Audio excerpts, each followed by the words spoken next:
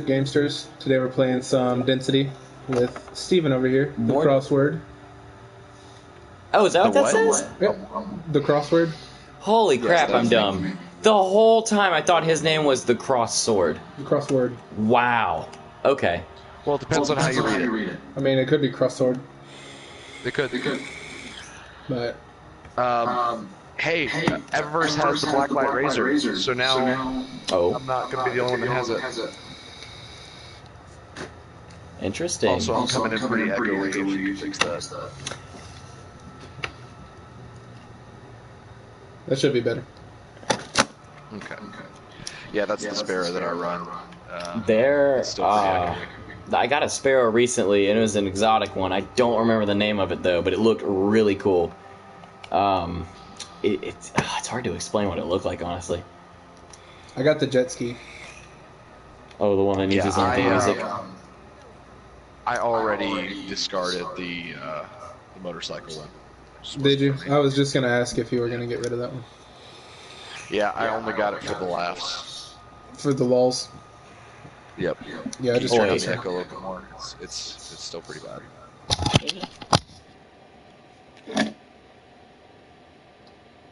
Try that. Is that better? Alright. Yeah, I can't hear it. Good. Cool. Because we can still hear him. Yeah. Yeah, this is the one that I'm running. The Azure. Go over one? That's what I got. Oh, cool. Yeah. Vestibulator. Yes. Alright. Whenever you guys are done looking at Eververse, I'm ready to go. So just let me know and I'll take us to IO. Hello? Yeah, go ahead, bud. I was just looking through some random things. Sure. Whew.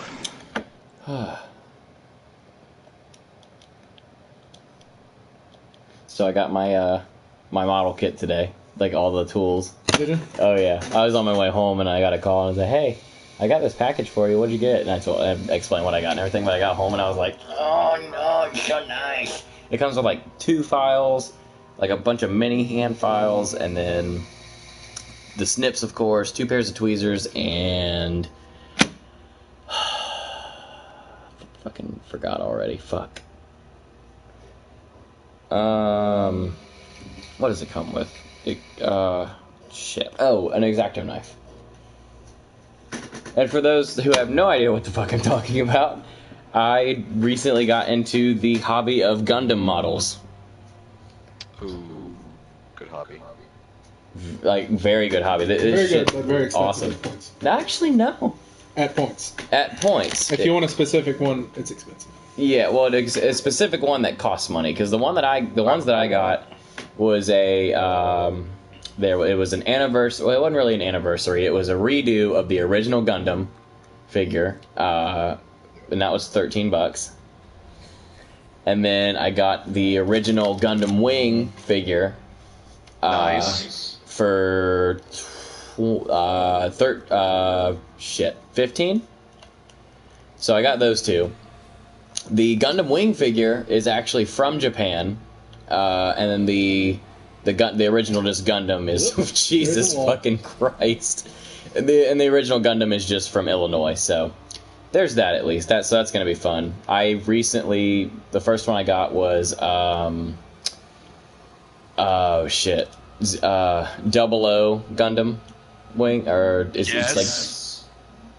Oh, you know what I'm talking about. Okay, cool. Double O Riser, yeah. Okay. Yeah, and it actually comes with all the little like red pieces to turn into the Riser sword and all that. So it's a pretty cool fig. Yeah, I've always wanted to get at least one Gundam model because I've never gotten one. I tell you, man, if I do did, I need to get one that's just Dynames from Double O, the Sniper Gundam. Oh yeah, That is the coolest Gundam. Fight me. If you go on Amazon and just type Gundam model or like Gundam fig, you'll find like a ton of stuff. Jeremy has the original Death Scythe Hell. I was on Amazon looking at the price for it. $950. I have almost all the original, like the Gundam Wing. Jeez. Gundam Wing was the best Gundam. Oh yeah. Yeah, hands like down. series, not just yeah. What was the the movie you were talking about? Endless Waltz. Yeah. Endless Waltz. Oh, Endless Waltz was my jam. That's if Marcus has never watched Gundam Wing or any of the Gundam. I've never watched Gundam, but I've always been fascinated with what the characters look like. So I told him we're gonna have a marathon one day and just Wing entire is Gundam the Wing. best one because it feels like it matters. Because like in 00, I love 00 and it's got great action. But like the Gundams lose limbs and everything like every single episode, but it's fine. They just get them back. But in Wing, it's like they stay damaged. They stay damaged. Yeah. Oh shit! Through the entire series, like there's I can't remember the one he carried the double scythes. Like his Gundam completely got demolished. Sandrock. Yeah, Catra's. Yeah. Catra was my favorite. He was awesome. Yeah. He was extremely dramatic at points, but it was still like it was necessary drama, if that makes sense. Yeah. I liked how like as a side character that he was still able to like pilot Wing or something. Didn't he have like the heightened piloting computer or something like that? I thought that was cool. It's been a while. It's been a hot minute since I watched it, but I watched it all on YouTube. Oh wow! I watched it like when it was on Toonami. I did too, but like that's when I was really young. I watched it with my oldest brother. Yeah, I forget that I'm older. Yeah, you're significantly older. Hey, Vlad. Oh really? Yeah. Yep. And Stowe is asking for a giant crossover episode between Chortle Games, 8-Bit Gamesters, and Friendly Fire Games. That would not blend. No? Well, it depends on who we get from Friendly Fire Games. Honestly, I could totally see us doing that for the Division 2, because Andrew's going to be super into that game. Oh, yes, sir. I think Mike's going to want to stream with us, too. Yeah. Have you met my brother, Jeremy? No, I don't think I have. The ship's here. Yep, I'm shooting it. Well, he plays Division, or played Division, and Division 2 is his next big purchase. Yeah, I'm excited for Spider-Man. Oh yeah, you pre-ordered that, didn't you? I did pre-order it, yeah. I will be doing some sort of play with it. I don't know if I'm going to do a full playthrough, but... We could do like a little series of it if you feel like it. I'll probably do a series, yeah. Full playthrough of that wouldn't be nearly as bad as something like Witcher 3 or something. No. Doing a full playthrough of Witcher 3 would take a hot minute. Well, it would and it wouldn't. If we're doing 100%, oh boy. But if we're just doing like a playthrough of the main story and that's it, then it wouldn't be nearly as bad. Damn, fuck him up. I love Sentinel. Dude, Sentinel's a bomb.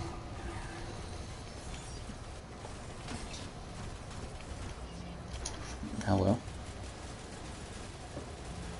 And there's Steven with... Steven comes in with the fucking... Get that Dawn Blade. Sentinel's the best. Gosh! I wish that was the noise instead of like an eagle screeching. Just like Cade 6 going, Caw! Nathan Fillion. RIP headphone users. Yeah. And RIP Cade 6. Too soon, bud. No. It always happens at least once. That's the prequel to Cade 6 time. Since it hasn't happened yet. Well, it technically has, but hasn't. That's very weird. What, that everybody knows it hasn't happened. Yeah. So, September 4th, everyone's going to launch Destiny, and Cade's not going to be in the tower, and it's going to be a darker world because of it. They're going to be like, oh, I got to go to Cade. Aww. I can get Cade's treasure map. Cade's treasure maps are going away completely, and we don't know who's going to be in charge of Flashpoints or Hunter Vanguard. Yeah, oh, that's a good question. Yep. Although interestingly, in the lore, the Hunters, none of them actually want to be the Vanguard because that means being stuck in the tower. Oh wow. Hey Hayes. Can you turn down the echo again? I know I'm being extra, but it's really throwing me off.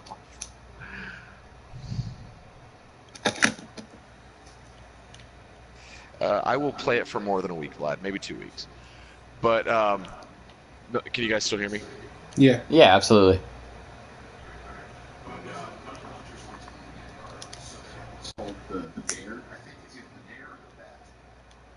And whatever the conditions are, if a hunter fails, they become the vanguard. So Cade, the guy before him, died, and somehow that fulfilled the bet for Cade, so Cade became the vanguard. Huh. And he's hated it ever since. Where do you find all the lore at? Do you look it up? There's a guy on YouTube named My Name is Byf, BYF. He's really good at this. He does videos on all the individual lore bits. He did a video that was one of my favorites where he told the story of Destiny from finding the Traveler on Mars all the way to the beginning of Destiny 2. Because that's awesome. That was like an hour and a half. That's my biggest problem with Destiny is the fact that nothing is explained really. This game does better. Yes, absolutely. But there's a lot of really cool stories that aren't told on the forefront. Apparently, there's one story that Byf told that he said it was his favorite silly story, but apparently in the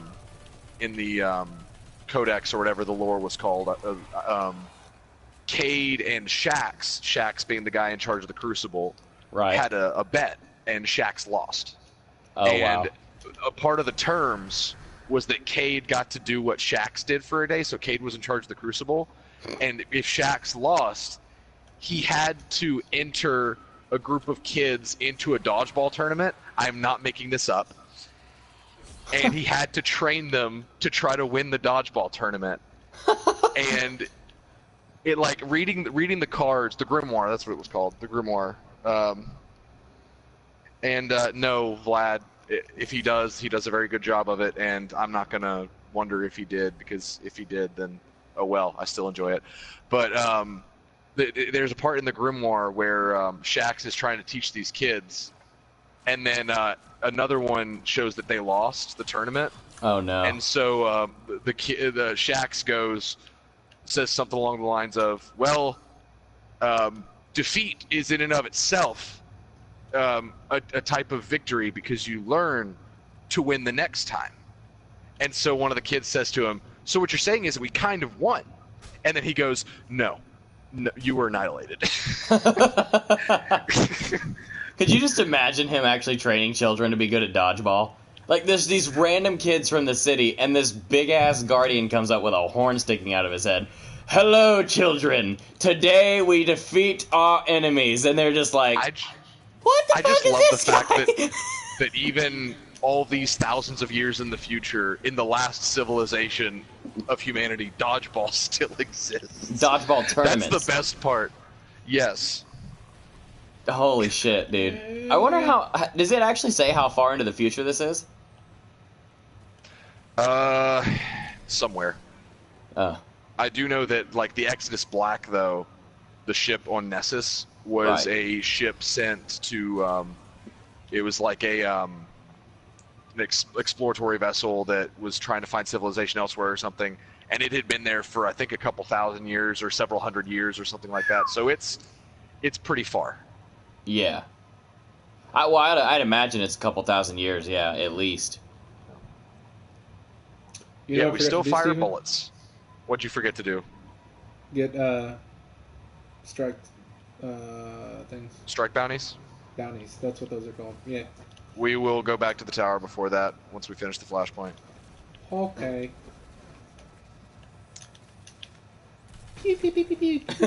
Pow, pow, pow! Yeah, I hate those fuckers so much. Yeah, but you hit them once So- and they stop. So. Hayes is in the chat is saying that there's no wonder I like this game so much because it has dodgeball in it. It's the only reason. I mean, he's not wrong. Only reason. Hey, welcome to the stream. Hello. Oh my god, could you imagine? Just like, you know what? More so than Shaxx, I just want to see like Zavala playing dodgeball. It'd be unfair. Noble adversaries. Ah! Does he get hit in the face with a dodgeball? by like some 13-year-old asshole. The way they write Zavala in this game, I wouldn't be surprised if they did that, because they make him a complete moron in this game. Absolutely. Like, he doesn't have any good triumphant moments, and like every single time he says something, it later on it's like, oh yeah, Zavala was wrong. If he did that, then we'd all be dead. Like it's happened like 3 times. Well, I'm sitting there thinking like. Like in the beginning of the game, he's like, "This town," or what does he say? "This city will not fall." City literally gets blown up. Normally, I'd say Chortle Games is better, thanks, but you boost it. Aww. Oh, is Vlad over there? Vlad, Yeah, come home. Vlad came over. Vlad, come home. Someone came home, unless it's just a glitch. But no, yeah, Zavala. Here's the thing. As far as characters go, Destiny 2 has some absolute gems and some absolute, like, I want to fucking die. Turds, well, yeah. Hawthorne, want to fucking die. I hate Hawthorne. Yeah. Me too. You can't go get your light back, we're all gonna die, even though you already kind of proved that you're a badass. And the part that I hate about Hawthorne the most, probably, is the fact that she is... The game uses Zavala, like bringing her and Cade both down to lift her up, and it's like, why? We don't need her. We need Zavala and Cade. Yeah, exactly. Like, and then Hawthorne has just this disdain for the city. Like, I left the city and all that and the other, and fucking Guardians are bullshit. Like, okay, Hawthorne, sorry that you didn't get cool space magic. Like, chill out. Yeah, she's just jealous. Yeah, that's all it is. All right, Jeremy, run perimeter. I'm gonna go integrate. Shit, Tango 69 4-1 Whiskey Oscar Mike. Jesus. I don't even know what I just said. Play a game with me a few times. You'll learn something. Fucking all I hear is Jeremy run perimeter. I'm like, oh fuck, shit just got serious. That's because this event requires coordination and no one ever shows up to do it. No, I know exactly what you're talking about, where you have to stand on the spires and no one's watching the integrated care of beings or what Vex. That's what the word I was looking for. I am a tank. I have 9 resilience now. Oh fuck. Yeah. Good lord, Jeremy. What's your recovery at? 5 recovery. You're a tank, and I'm not so squishy anymore because now I'm at like 8 recovery. I'm at 354 now too. So how are you guys in the chat doing tonight?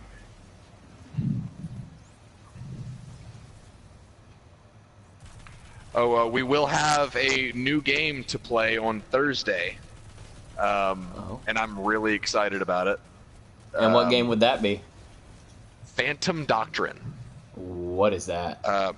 Exactly. Like I played it earlier today, but I was just playing it to try it to see if it was stream worthy.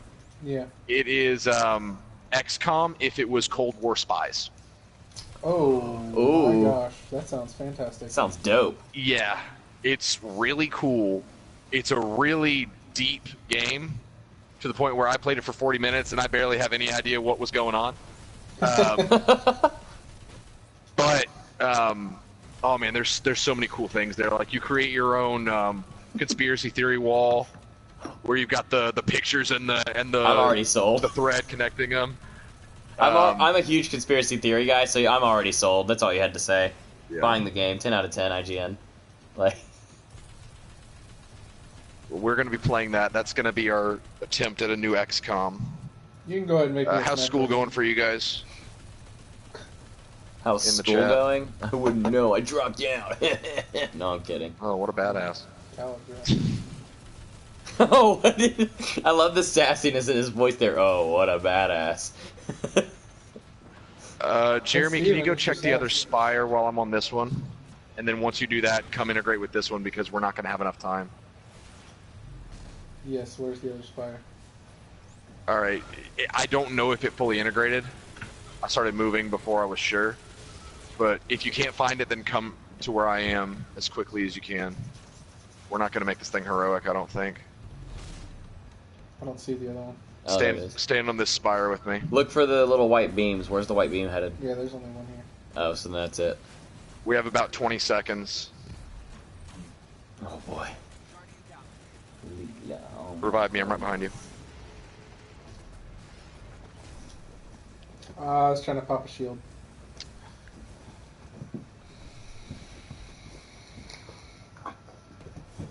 know. Come on.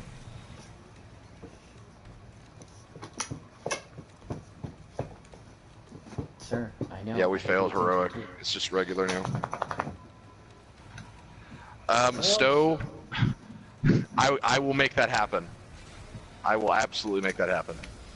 Stowe, in our XCOM playthrough, his character's nickname was Dick Kickham. And he asked for a Soviet version of Dick Kickham. Let me think about that.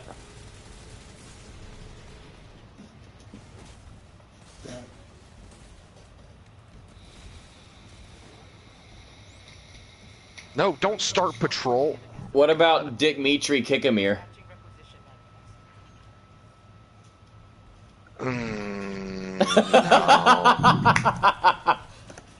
No.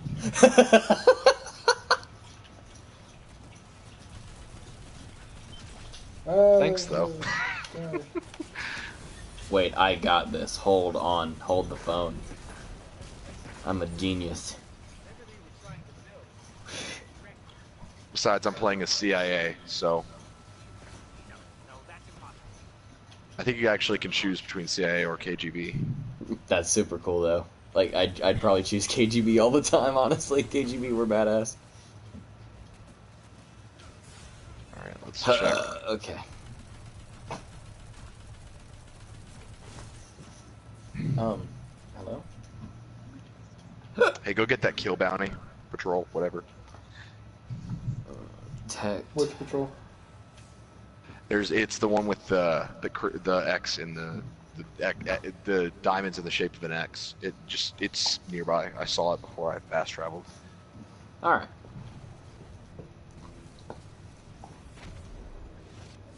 Oh my god. So Dick in Russian is literally just Dik. It's D-I-K. Or, well, it's not D-A-K, it's their weird hieroglyphics that they have. So, let's see. Shit.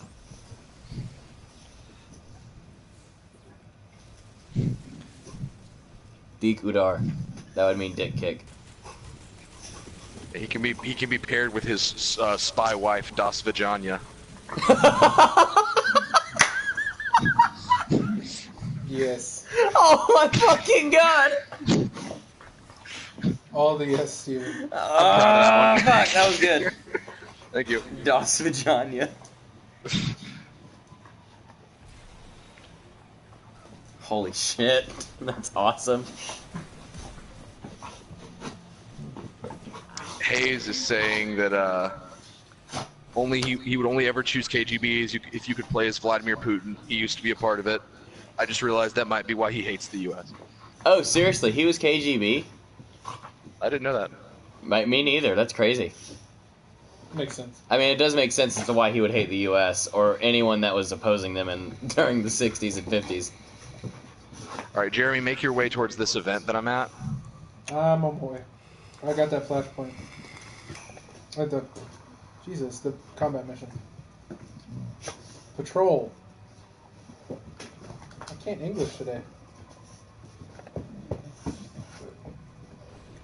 Das Vajanya. Das Vajanya, bitches. Yeah, let that one simmer. It gets better the more you think about it. It really does. It's still funny.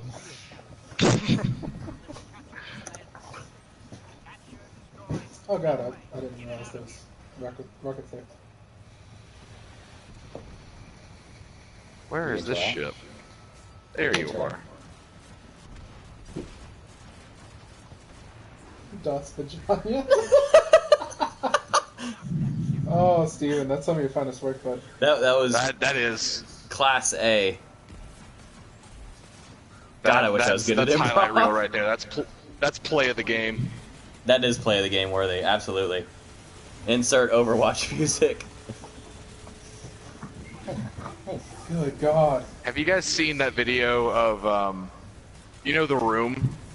Yes, that awful that's the movie best movie in the entire fucking world. There's a video of him getting play of the game by knocking over all of the furniture in the room in that last scene. And so, like, whenever he, like, knocks over a candlestick or something, it's like, candlestick plus 10. It's one of the greatest things I've ever apart, Lisa! Oh, dude, look at this new gun I got.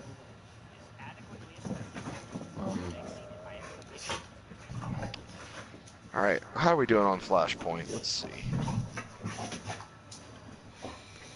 What is this? Care to introduce me to your new friend, Jeremy?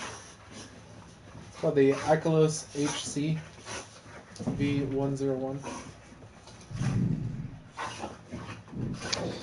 Yeah, Vlad, I don't know much about any kind of Russian history, so anything about Vladimir Putin comes as a surprise to me.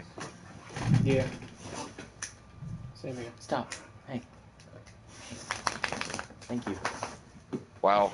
Hayes says that he watched a documentary on it. Even the guy who appointed him said he would never have guessed he would be that awful. Oh my gosh. Yikes. John. Oh my fucking lord. Please change your name to that. No. Okay. No. It was worth a shot. Hard pass on that. Gonna be a no for me, dog. J Remy 22, hot trot tater on Das Vagina. Fuck, I want to change my name to that now, but I like mine. Oh, that's pretty good. The pistol? Mm-hmm. Wait, have you never used it before? No, I just got it last time I was playing. He keeps putting his shield towards me. I can't hit him. Hayes said he'd do it for $20. Who? Referring to changing your name? I guess. I hope not. I was about to say, do what for $20, buddy? Yeah. Vlad says, I like that meme where they replaced Putin playing the piano with the Doki Doki theme. It just makes Putin adorable. No, my favorite one's where they do this. It's the same video, but like they do it with that. Jeremy probably knows the song where it's a rap song, and it starts off with "Guess Who's Back" or whatever, and it's like that. Piano. Yeah, I know the one you're talking about. I just don't know what it's called.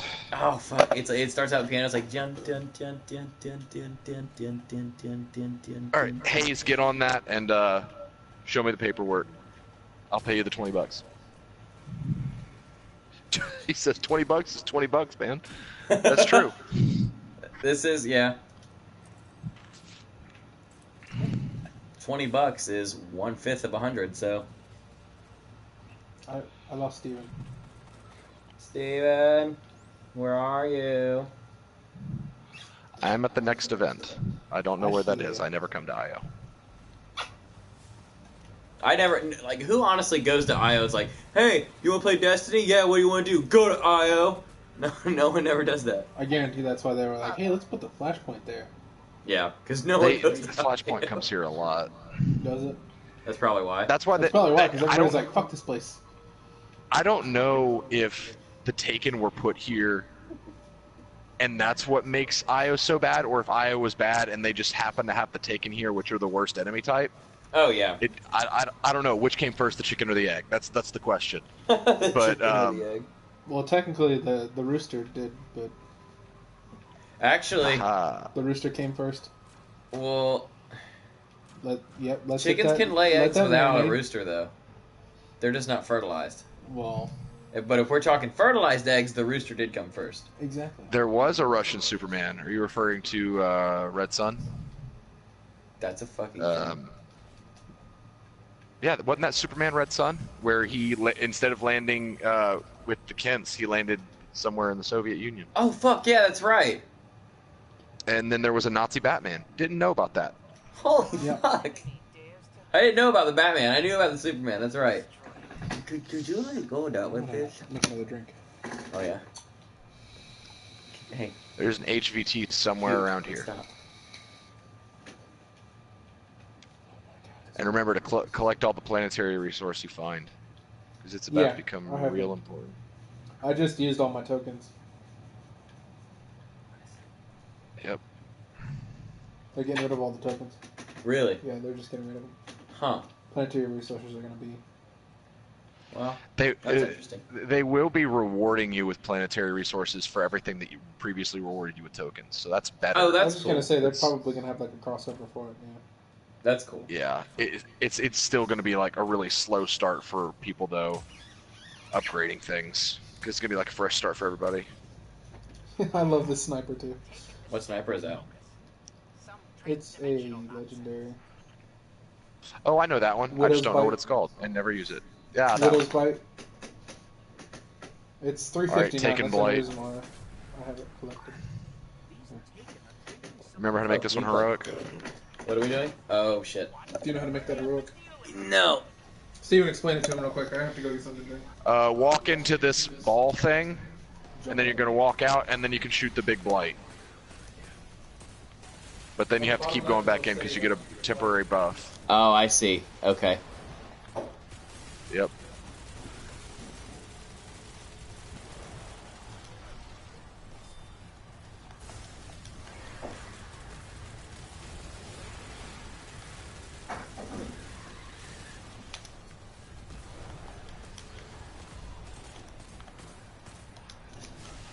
Oh, I did a whole lot. Yeah, that's what I'm doing. Keep working on it. I threw a grenade and it didn't. It missed. So. Yep. Oh well. It explodes twice if that helps. I just got bizzled. So.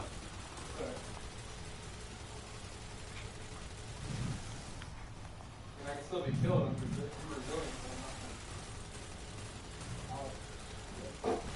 You know a lot about Superman there, Stowe. Superman sucks. Batman's amazing. But Who was I talking to that would say the exact opposite? Shit. I have a lot of people that have argued with me about Superman. I'm like, you know, I respect him as a character. He has good lore, whatever. But I mean, he was born with powers. Like, there's not. I like Superman. Batman is better in my opinion, but Superman is, when done correctly, a great character. Agreed. Because when you focus on a lot of the ramifications of his powers, like the fact that he hears all of the suffering of the world and has to choose when and when not to intervene. Yeah, that kind of sucks because he can't be everywhere at once. But that kind of stuff with Superman is like really interesting to me, and doesn't get explored enough. Sentinel shield. Oh, dude, Dr. Fate's great. Dr. Fate's a fucking boss. Holy F. Oh my god. Alright. Nice. Ran that bitch. Bam, bam, bam, bam, bizzled, bopped. It's Tilly time, boys. Yep, melt him. Fucking Jeremy walking in with the Gatling gun again. Yep. Good job. Fucking love that thing so much. That thing's cool as shit. Oh man. I told him about when we were doing that strike the other day, and I was just walking down the hallway, and you could hear do do do do do do do do do do. Yeah, I heard the pitter patter of the Gatling gun fading down the hallway, and I was like, "Well, Jeremy's on the move."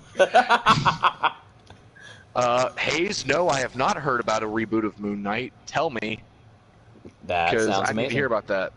That sounds like a great idea. I never read any Moon Knight comics, but I always thought he was really cool and interesting. I take that back. I did read one Moon Knight comic where he was fighting this guy that was way bigger than him. Thanks, Jeremy. What? And I had a shot lined up. It was the perfect shot. You wouldn't believe how good that shot was going to be. And then the world may never know. Got jet skied off the cliff. But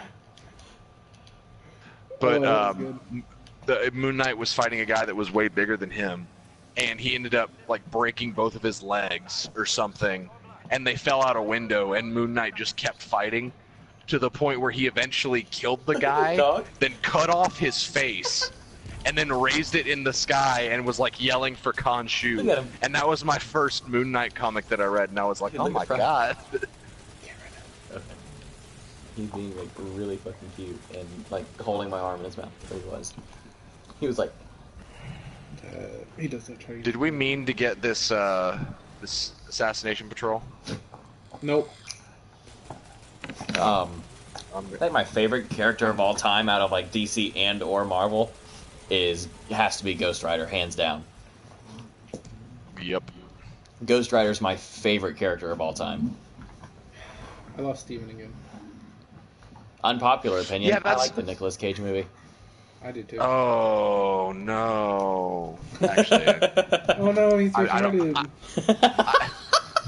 I don't feel that strongly about the Nicolas Cage movies. I don't love it, but I like it.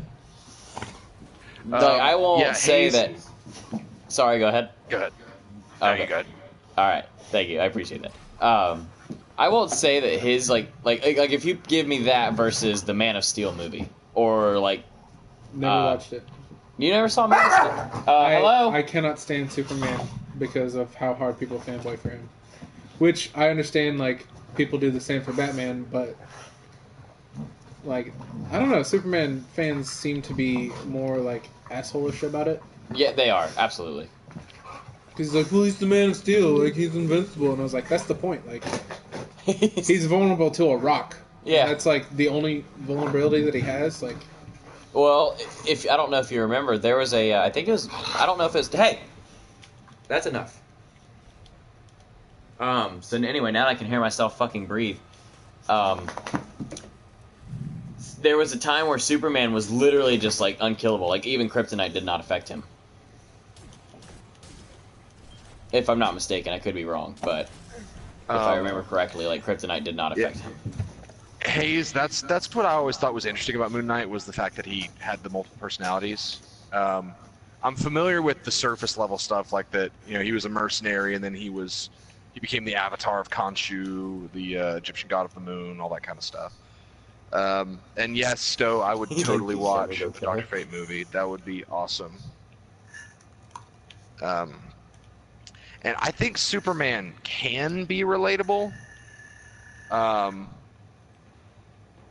But I mean, he's hard to write in a movie where it's like he has something to overcome because it's Superman. What's he gonna have trouble overcoming? But when you focus on his humanity and like the vulnerabilities that he does have in those that aren't super like he is, then you've got an interesting story on your hands. That's a good point. Yeah. yeah. Because like every other superhero, like Spider-Man for example, he had to overcome fucking being like an immature high schooler and losing his uncle like right in front of him, and he could have done something about it, but he didn't. You know, so he's got to like forgive himself and then work on. Don't mind me. I'm just gonna cut a road real quick. Oh no. He's fighting against Khonshu in this, and he changed out his costume for white Your dance suit, moves regular were mask. so sick, Okay. it killed me. So that's what that's from, Hayes. Okay, I think I've seen that one where it's like him in the white suit, the face mask, all that stuff. Because I think that was a costume. Is that Solstice? Is that Solstice? That's really interesting. Yeah. Ooh. Do you know what run that's called? Was that a part of the Marvel fuck. Now I can't wait to get reboot, mine or now. is that something else? I don't really like Because I would totally look into that, Hayes. Just let me know what the run was like called, you, and I'll you can't see change if it I can from find white and gold. That's fine by me. I like that color combo. Oh, that dude is too. Like, hello, how you doing? He only got his hood though. He didn't get the rest of his armor like that. That's raid armor. The hood is anyway. I think Is it? it looks like it. What are you doing? Oh, Vlad, I updated my look. Do I still look dumb? Just he says as he eats virtual popcorn. Thanks, Hayes. Wait, no. Oh, I was gonna hit you with a bat. Pew, pew, pew, pew. Oh my god! That was so Oh no, perfectly what have I timed. done? Oh my god. Ah, this is good, this is good. You knucklehead. It was so perfectly timed. I did it on purpose. Ooh. Vlad says all the characters look dumb. No. Where'd my vape go? How do you lose a vape? Oh shit. Is it in the kitchen? Just fight people. Just fight people? Alright, this dude's gonna get the fucking sauce. Oh, well, he left. Okay. Well, are we doing this event here? Okay. Oh, Yep. dude. This is that event with the boomy sticks. I don't like this one. Them boom boom Oh, this one's fucking logs. easy. Oh no, dude, it's a super easy one. My least favorite one is that the one where like the dome comes down or whatever with the giant machine Yep. with the cabal. I fucking hate that Injection rig. The injection one. rig. Yes, fuck that one. Yeah, nobody likes that one. It's fucking stupid. Oh, well, that's stupid. That is too. It's like it targeted you. That's floating. It's like No, it goes around a circle. Oh. See, it'll go there and then it'll go over. Oh, I see. Okay, I didn't know that actually had a Get pattern. outside there. Interesting. Drops there. Make sure you come around here. Nope, I'm a dirty pirate hooker. You are a smelly pirate hooker. It's a Watch great out, you got a movie. missile coming on top of you. Yeah, I saw it. I'm in. I was looking for the. I don't know where the Ship's thing is. coming. Ah, there it is. Alright, boys, I'll melt it.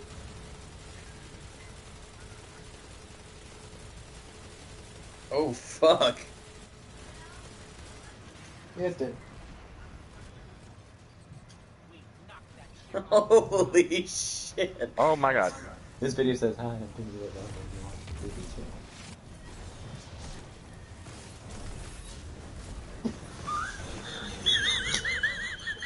Wow.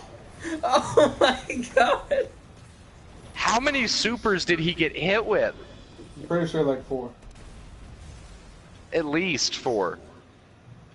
Hey, we finished the Flashpoint. Yes. Da da da da da da da da da. Da da da da da da. Wait, what's that? What is the shit.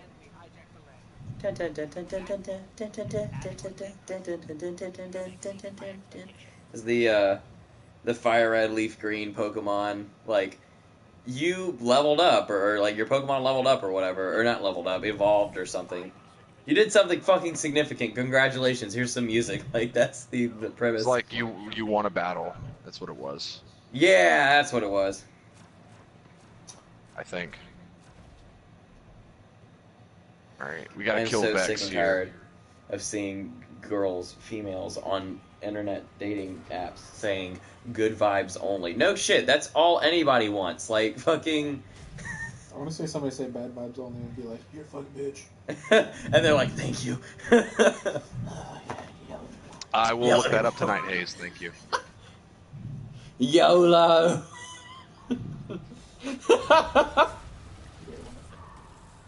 What? Good What? lord, Jeremy. Hey, it was just a grenade. Just Oh, explosive. just a grenade. That was just 4 lives you ended with just a grenade. Well, he shouldn't have been standing there. How about that? That's right. They shouldn't have all been bunched together anyway. That's their fault.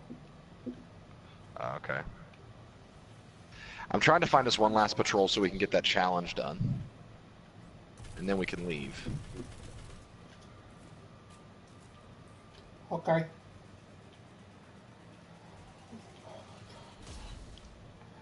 Well, Steven, there Oh, found a kill patrol.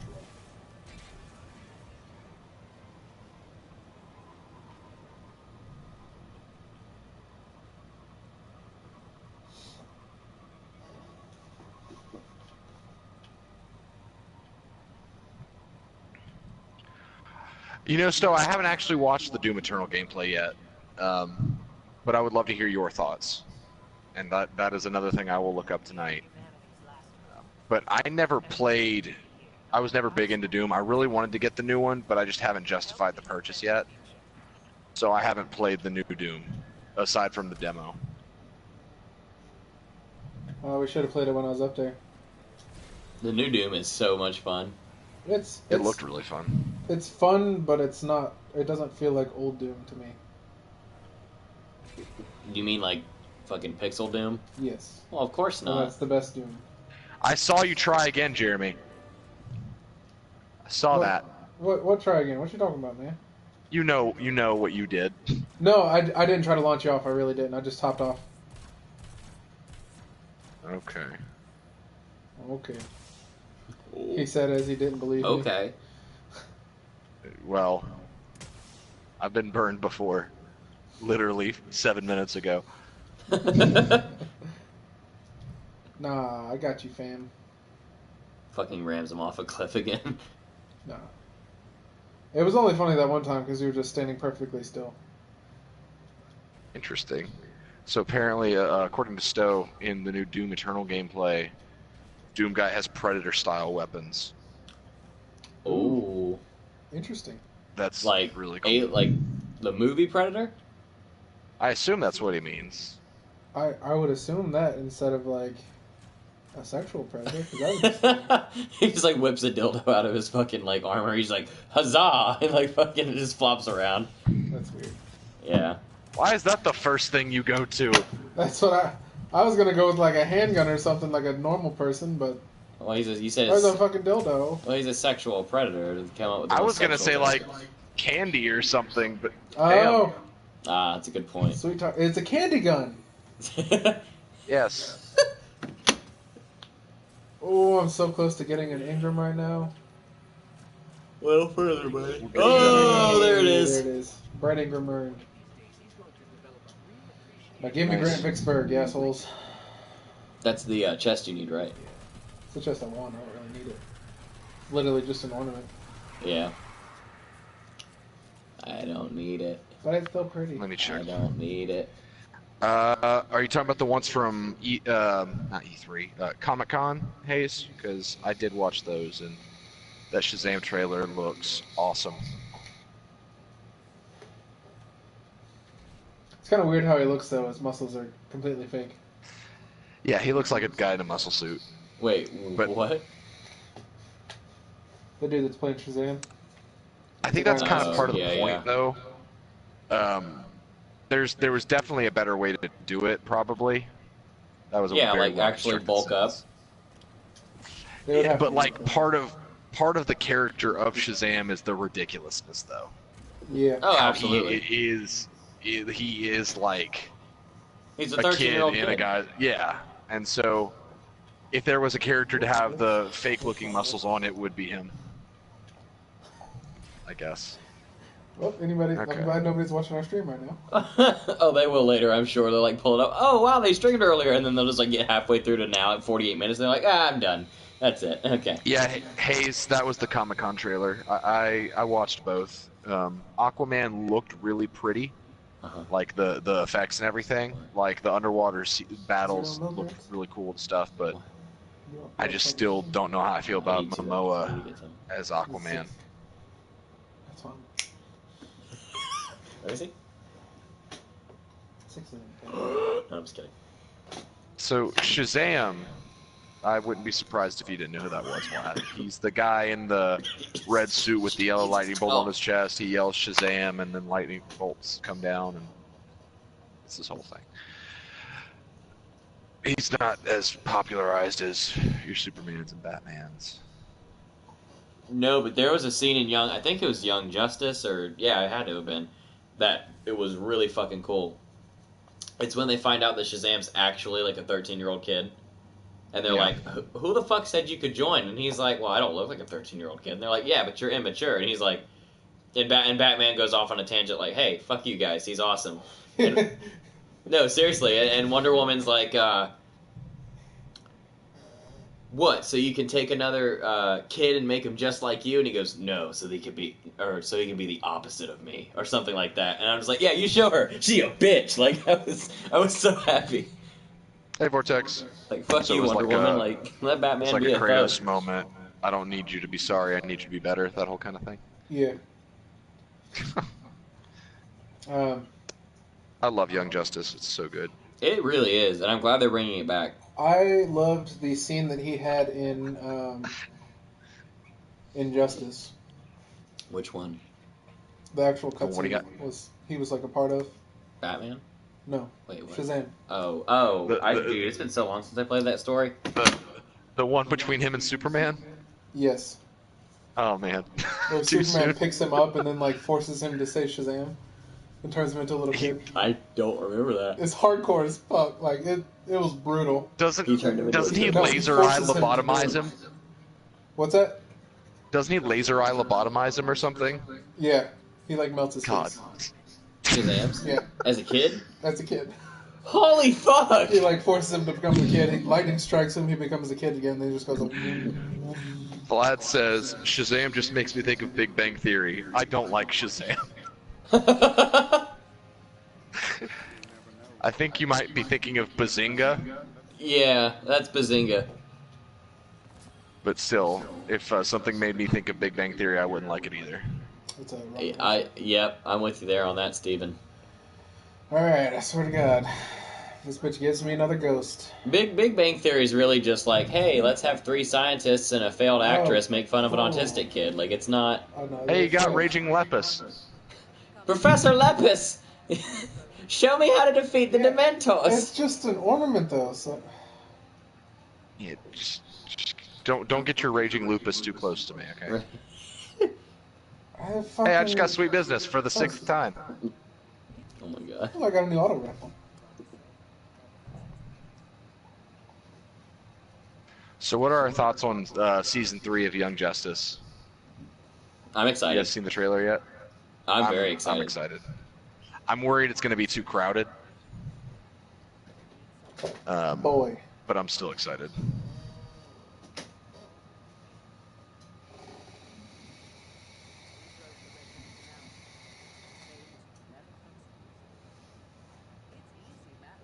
Huh? Ooh. It's the new auto rifle I just got. That's fucking awesome. What does the masterwork do? This weapon generates orbs on multi-kills. That could be useful. 10 reload speed. Is that good? It's okay. Hey, but that could be good for your solstice stuff. This one Oh, it does better. creates orbs too. Oh, it does? Okay. And those are just like special orbs. Alright, be sure to get your bounties. Yes, I will not forget this time. Good. Sorry, guys. I see you guys are messaging in the chat, but my iPad's lagging, so give it a sec. I guess we're going to do strikes now. Yep. And I'm going to dismantle my Solstice armor on live air. And Let's do I it. don't even care. And look, I'm they even actually have the working completed towards the objectives. solstice armor, believe it or not. Well, by the time you get it, it'll be obsolete. I'm sure, honestly. But I have nothing else to do in this game, so... Okay. A lot of messages. Hayes, they're bringing back Young Justice. It's going to be on the DC streaming platform. I think it comes out this fall. No Vortex. This is not Brody. This is Marcus and Jeremy from 8-Bit Gamesters. Hello! Hey. Vortex says, "Is that Brody? He's my third favorite character. third favorite Chortle Games character." Oh, we love Brody over here too. Yeah. And Vlad asked, "Is Steven the fourth?" Thanks, Dick. Ow. Wow. Ow. I'm your favorite, and you know it. I haven't Cade yet. Do it before he's dead. Did you talk to Cade? Yeah, I got sweet business for the 6th time. Oh, awesome. Yeah.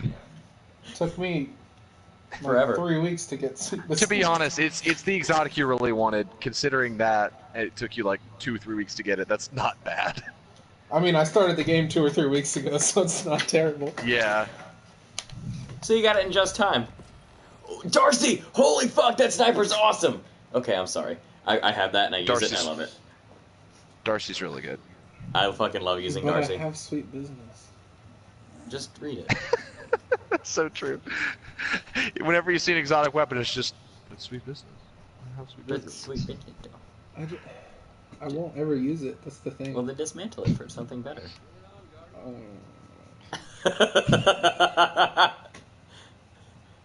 I mean, I'll keep it. I'm actually working on the masterwork for that right now.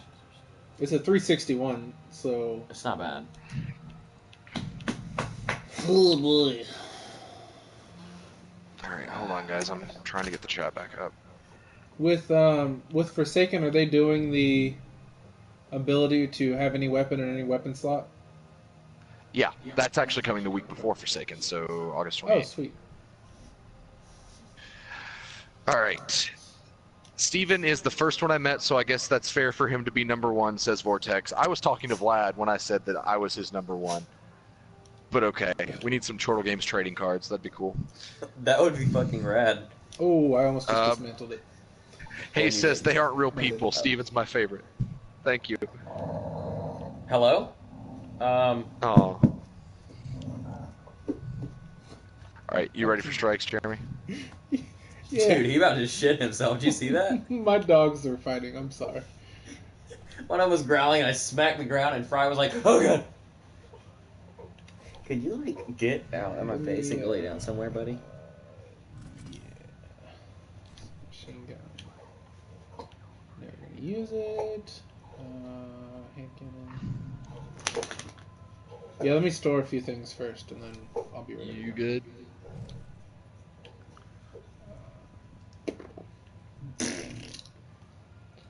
Alright.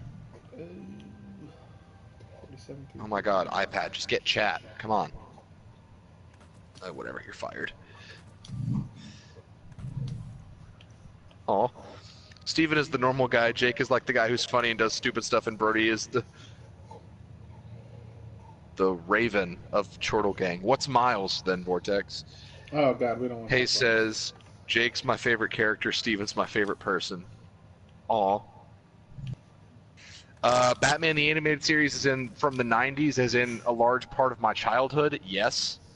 Stowe, I have watched it. Love it. That's Batman is Kevin Conroy. That is the only Batman to me. There's Michael Keaton. Those people. Michael Keaton, fine. He played Batman, but Kevin Conroy is Batman. I will fight for that opinion. I agree with the opinion that he is the definitive voice and face of Batman, Yes. I guess. Absolutely. But as far as like a live action full length movie, I guess Michael you'd say. Keaton. I Of course. love Michael Keaton. But like, you cannot beat Kevin Conroy's Batman. If no. you have the option Of course not. for it to be Oh, Kevin absolutely. Conroy, you make it Kevin Conroy. Oh, Just 10, like 10 out of everyone- 10, yeah. That's just like everyone praises. Oh god. Jesus fuck. That's just like everyone praises the Heath Ledger Joker, but Mark Hamill Joker is the Joker. His best Joker, yep. They're two different kinds of Jokers. Vlad though. says Miles is pretty great just because of that one E3 Funny stream. Joker? Which one was that? And Crazy Joker. Crazy Joker. That's right. That's a good point. Miles is like the cyborg of the Chortle Gang, I guess.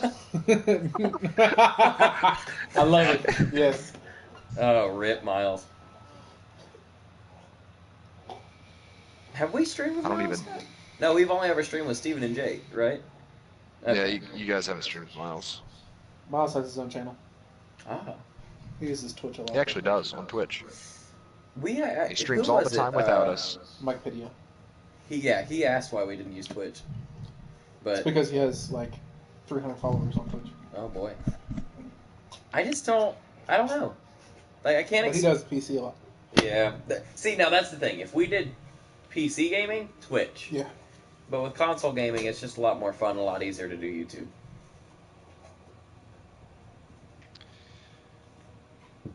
I know. Okay. Hayes says Steven is Joker. What does that mean? It's because you're a funny guy. I don't. Oh, Either that or he's batshit Das- crazy and Das beats women Vagina. into loving him. But Vortex says he saw the Doom Eternal gameplay. How was it? He says he's shook, so I guess that's good. Oh, interesting. I haven't seen the gameplay, but the trailer alone made me shook. I like the trailer, honestly. We got absolutely decimated by YouTube comments for our reaction of that of Doom Eternal, because like we did E3 live streams and then we posted our reaction videos as separate videos, and we had to take down the Doom Eternal one because people said we weren't excited enough. Wow. What? And like it was so like, someone got the ball rolling, disliking it and commenting hate on it, and it just got out of hand.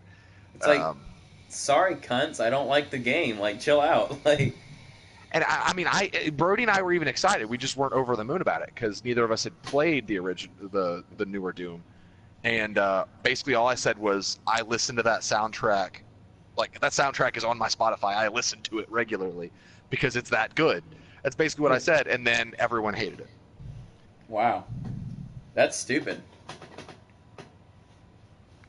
No, see, Vlad, it's more than not being able to take the hate, because I can take criticism, but it's when unwarranted hate on a video can affect the public image of our channel. That's when we have to pull it. It's the fact. It's not the fact that they're like, oh wow, well, I think it's a great game. I don't know why you don't. It's not that. It's the fact that like they're legitimately like commenting and disliking for the sole purpose of just being assholes because you didn't like what they did. Yeah. And that's not cool. The reason we pulled it was because that was a time when we had a lot of visibility. Like, our Destiny 2 Forsaken trailer reaction video, last checked, had over 20,000 views. Oh, wow. That's crazy. Yeah, it's our most viewed video on YouTube. We had a lot of visibility, and when you have these people who are trolling us, just giving us hate because X or Y, and then you've got people coming to this video, and the first thing they see that represents Turtle Games is a huge dislike bar and a lot of hate comments. That's just something we can't have out there because it affects our image. Exactly. It's not about not being able to take hate. It's that for the channel, we need to be able to put our best foot forward because we're still small. And that's the problem with channels, or not channels, people not understanding that. Like, when that happens, that's the first thing that pops into people's heads. They're like, wow, you can't handle criticism. No, there's a difference between, like Steven said, criticism and just hate. Yep. So, like earlier today, I was talking to Jeremy. Unpopular opinion, I don't think that the Cranberries zombie I don't think that Dolores is a great singer. I don't like her voice. And my brother made a post on Facebook about it. Like, he posted one of their videos of them playing the night, I think it was like 1997 or something like that, live version. They were playing live of Zombie. And I commented on it, and all I said was, oof, them vocals, with a little, like, vomit emoji. It was harmless. Like, it was serious, but it was also lighthearted enough for me not to, like, try to, I wasn't trying to get criticism from it or anything, or hate or whatever. And he says, what are you talking about? She's amazing. And I was like, I don't think so. I don't think she's that great. I don't like the way she squeaks. Like, she sounds like a 13-year-old pubescent young male. Like, I don't think she sounds that great. And all of a sudden, I have all these people like, wow, he wouldn't know. Wow, okay, that's crazy. Jesus. In the middle of me discussing this, Jeremy just gets bum-fucked by a bunch of Cabal jumping in with their jetpacks. Like Cabal behind me. But, so the next thing I know is everyone's commenting, wow, this guy, like, he wouldn't know real music if it hit him in the face. And so I was like, first of all, there's no such thing as, like, real music. I could go outside and beat on a trash can with a stick for 3 hours, and to someone, that's music. So, it's just a big mess, that kind of stuff. Like, it's hard to criticize something these days, because everyone's offended by it. Well, I know I've told Steven the Saturday Night Live story, but I don't think I've told you, Marcus. Oh boy, what is that? I, on a post, I think it was one of the videos of, SNL. Stephen Baldwin doing Donald Trump. Yeah. Which... Oh, Alec Baldwin. Alec Baldwin, that's right. I said Steven because I'm talking to Steven, sorry. Didn't mean to compare you. Yeah, I didn't mean to compare you two at all. But he does have a brother named Steven, though. He does. Does he really? Yeah. Yeah, there's like 4 Baldwin brothers. He played Barney in the Flintstones live-action movies. Yeah. Holy crap, I didn't know that. Yeah. It's sad how he was kind of born for that role, because he It does a really really was. good He job. played it perfectly. Yeah. That's crazy. But Anyway. Which I don't mind his interpretation of it. I think it's funny at times. But Saturday Night Live has become extremely political in most of their skits. Which Saturday Night Live has always been political, but it's always been in good fun on both sides. Yeah, they make fun of both sides, They which make fun of they everyone. still do now, but it the jokes aren't funny to me anymore. Like it's Oh no, not nearly. they don't try as hard for jokes. Like they literally just say, "Well, this is what happened this week," and Yeah. Yeah, like, they kind of repeat just what- show up and expect their medal. yeah, Yeah, exactly. it's become a That's- big participation trophy game, really. But I commented on there and was like, I missed the days where Saturday Night Live was actually funny. Like all the jokes about everything like isn't funny to me anymore. Like they stopped trying with their writing. Absolutely. Like it's very lazy now. Oh, their writing back in the day was glorious. Yeah, and most of the Like Chris Farley era? Oh, yeah Haley Allison. yes.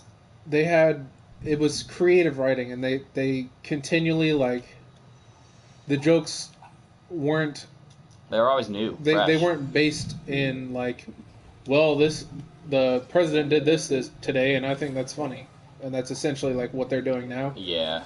And I got bombarded by like 10 or 12 people that were like, "Oh, well, you're just a millennial snowflake. You wouldn't know real comedy." And I was like, Millennial snowflake, are you fucking kidding well, I was me? offended because I was like, I mean, I don't really know what. That means. Yeah, I didn't know what it means, really. Like, does that mean I'm just like a soft person that can't take a joke or anything? Like, of course I can, but like, it's just not funny to me at all.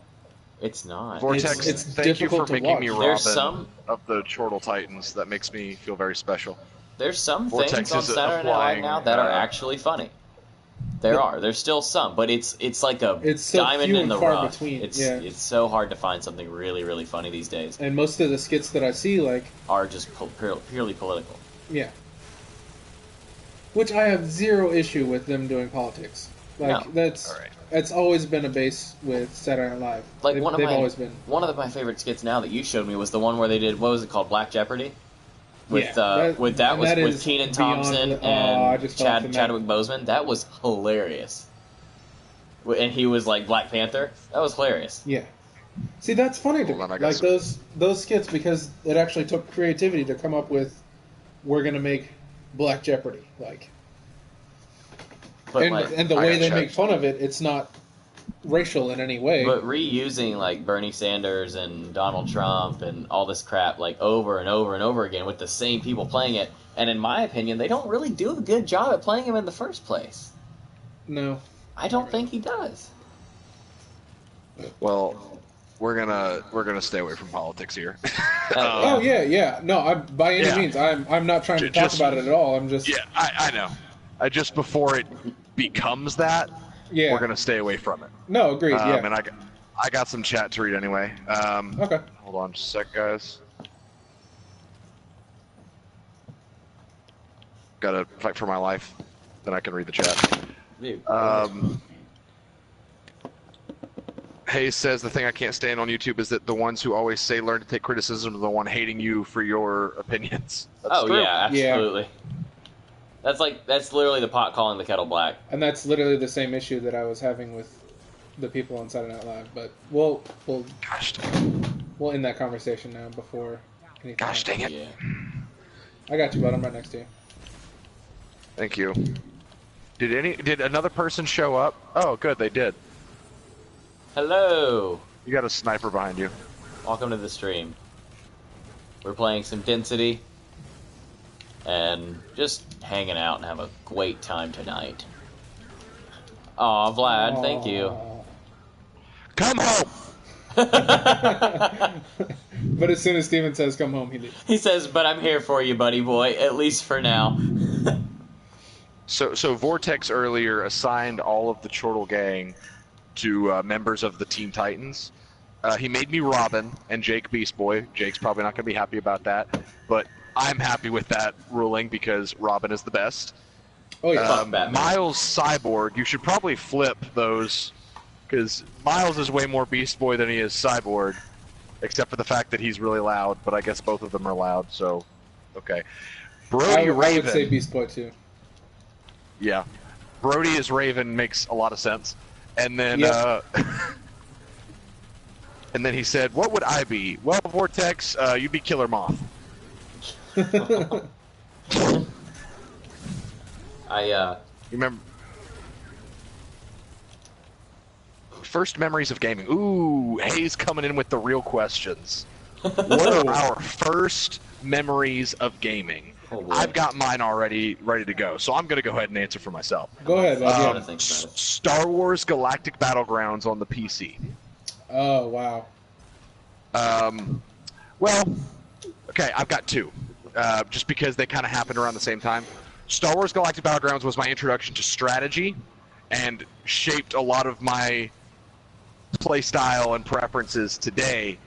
But my first ever gaming memory is probably Batman Forever on the Sega Genesis with my oldest brother. Yes, sir. That's a good That was memory. a fun game. Yep. I remember we were playing through it, and he lost all of his lives, and I was still alive, and it was like a huge moment for me because it was like, oh shoot, I outlived Andrew, I'm the best. And then I died like 2 minutes later because I was a child. I was like 6 years old. But that game was extremely fulfilling. Actually, never played it. Vortex says We'll play it. I Steven have was it on. born and instantly got visions of XCOM. And Vortex says Firefly is trash. Whoa. Oh, that's blasphemy. You're talking Whoa. about the villain? Blasphemy. The show or the villain? Are you? I don't know. You better villain, I think, is correct pretty cool. yourself.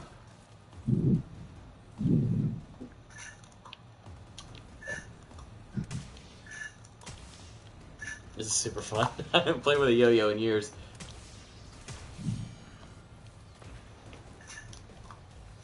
Shit. I'm gonna clear a path. Go ahead. So what's your first gaming memory, Jerry? Oh man. Honestly, I grew up with two older brothers, and my dad was also into video games. So the original Atari was actually one of my oldest memories. I played like Pong and all that other Fun stuff. Fun Space stuff, Invaders. Space Invaders. But honestly, the one that really sticks out in my mind was a racing game for PC. I cannot for the life of me remember the name of it, and I've looked it up countless times and I can't find out the name. But the car was like neon. Oh my god, he was way back there. I didn't realize he down. And it was just like a fantastic racing game. It was like one of the coolest things I remember. But another big one was obviously like Super Mario on NES, and Yep. Duck Hunt was also like Man, you took the words right out of my I mouth. mean, like one of the games that I have like hours and hours and hours into. Because it was one of the few games that. Yeah. Oh my gosh, Steven. Yeet. What? I got you. Oh, that's not Steven. That wasn't me. Never mind. Well, I ran over there because I Dang thought it. it was you. Oh well, I'm a good teammate. Anyway, Lasers, watch him. yeah. After we discuss that, we should discuss favorite old school games. Yeah. But I'll pass it over to Marcus now. He can tell you what his oldest memory is. Yes, boy. Vortex Firefly is a show. It's a show with Nathan Fillion, the guy that plays Cade in this game. Like, It was a very beloved sci-fi show that was canceled too soon. The way too soon. one of the best sci-fi shows ever, in my Absolutely. opinion. It was amazing. Nathan Fillion, hands down, one of my favorite actors. Just an all-star cast, really. Yeah, I mean, like really all of them Yep. are either still doing stuff or just like have filled their roles perfectly. Yep. I mean, the casting in that show was just A1. So, if I have to really think about what my first gaming memory, probably like Jeremy said though. So when I was a kid, I have two older cousins, and they grew up with the NES. So when they got tired of it, they didn't play it anymore. They gave it to me, and so I was probably like 4 or 5, maybe 6. I think I was like 5 though. And every day after school, I do my homework, and I don't know why I did this. This is just like my gaming ritual when I was a kid. I threw on my Spider-Man Halloween costume, and then Sick. And then and then I made a little plate of mini corn dogs with ketchup, sat down and just started playing Super Mario Brothers or Duck Hunt. And then one of my favorites to play was Athena, actually. And Double Dragon. Double Dragon was a lot of fun, too. One sec, we got a new person in the chat. Plus Vibes 22, thanks for tuning in. My name is Steven. We got Jeremy and Marcus from 8-Bit Gamesters. Hola. Hello. What are you most excited about for Destiny Forsaken? Because we're really excited for it here. I'm just excited to finally be able to play a support role in this game. Like a pure overdue. support role, yeah. Yeah. But I mean, other than that, I think my next gaming memory was probably the PS2 with Call of Duty 3. Oh, that game was so good. That's a big jump, boy. Oh, yeah. Oh! My first memory of an FPS was Medal of Honor Rising Sun on the PS2. Oh, wow. Which was a really weird one, because I hear everyone hates that one. But, like, Rising it's super Sun. nostalgic for me. Wait, was that the one where you start out doing the Pearl Harbor? Yeah. Yeah, no, I love that dang it. game. There was lasers up there. That game was awesome. Or at least I liked it. I played it as a kid. Yeah. I enjoyed it a lot. Yeah. Plus, Vibes, what class do you main on Destiny? Let's not let that happen again, guys. Or, I guess, Jeremy. That was bad. Yeah, I didn't realize there was lasers up where I was standing. I would have survived. I was behind the shield and everything. Let's see. What was that next question? It was, what'd you say? Favorite old school game? Favorite, yeah. Define old N64 and earlier. Ooh, How about that? damn. So no Sony, no Microsoft. Got it. What about PlayStation 1? No. N64 and earlier. Well, that basically rules me out then, because I got into gaming with the PlayStation 1. Like, console gaming, I mean. Well, let's do 'Cause PS1 for Steven. Okay, thanks for adding me to the rule. PS1 overall, yeah. If anybody wants to chime in with So- it, that's fine. So, for me, Legend of Dragoon was huge Yeah. for the PS1. But the game that I probably spent the most time with was Star Wars Jedi Power Battles. Holy shit. That was a gem. I heard of it, and I've seen gameplay for it, but damn, is that a game that nobody knows about. I played It was awesome. Return of the Jedi on Super Nintendo. How about that? It was a side scroller. I remember that, and it sucked. It was really good. I don't know what you're talking about. What I meant by sucked was... I mean, could compared never to beat any it. of the games I nowadays, could never beat it, is what I mean. and that's why I love classic games, because the difficulty was so much higher in those, and you couldn't change it. Yeah, I was about to say, it was just like a set thing. Like, you either sucked at the game or you were godlike at it. Yep. That was another thing, though, about old school video games, though, is the fact that they didn't have to have a tutorial in the beginning of the game. You just started you literally game. just get dropped You in didn't and get have to go. controls. You didn't get anything. You got, hey, you're Mega Man now. You couldn't Go press beat start everyone. and look at controls. There was nothing. There was, It's here, like, do Hey, this. plus Vibes, if you're on PS4, you can join our clan. Just let me know. It's literally just, hey, guess what? You're Mega Man now? Yeah, guess what? Go kill like every robot that Dr. Wily's creating. Like that's how it was. There was no in between. Jake, go ahead and type my PSN in the chat, just in case anybody wants to add me on here. The crossword. The crossword, Okay. not the cross sword. Yeah, for me it looked like cross sword. So, who was next on that? You probably. Yeah, I'll go ahead with my favorites. Well, Marcus already has an idea, but Dang. for N64, I'll say.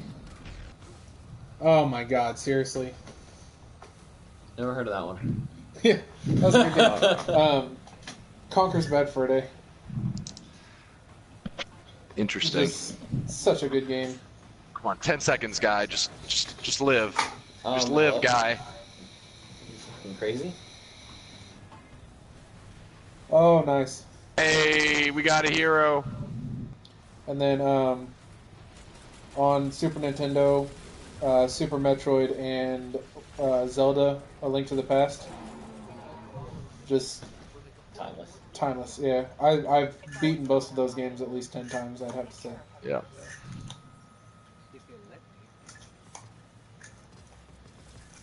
Jesus.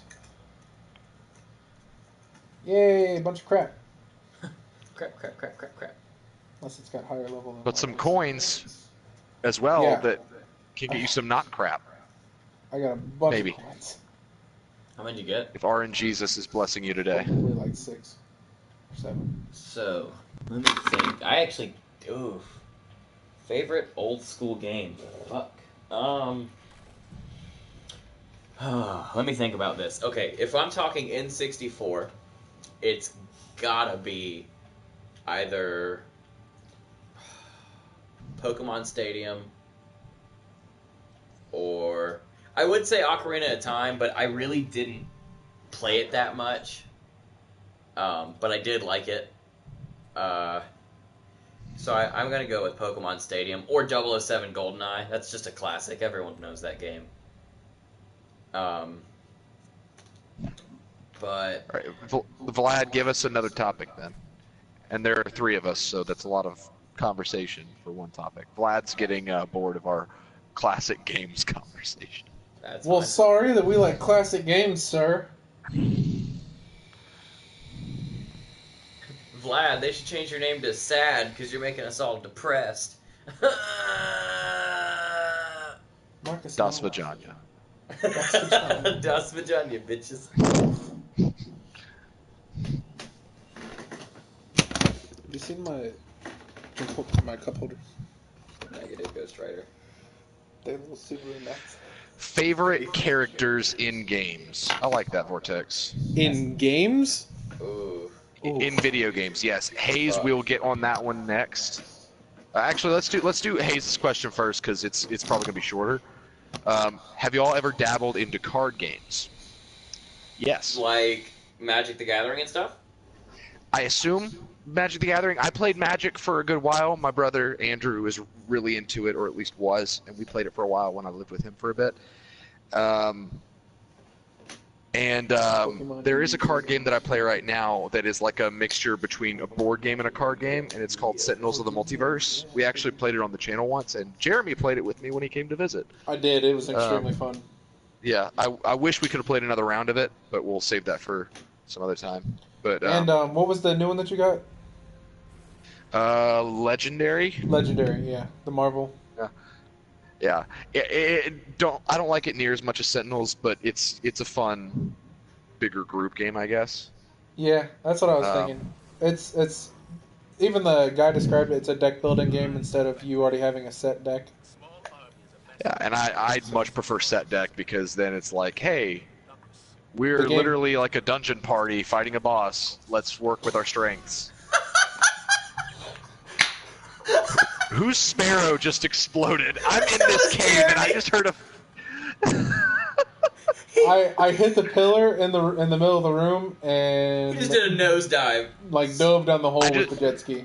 I just heard in the way behind me in the cave just a faint explosion, and it was like, oh well, someone died. Yeah, it was me.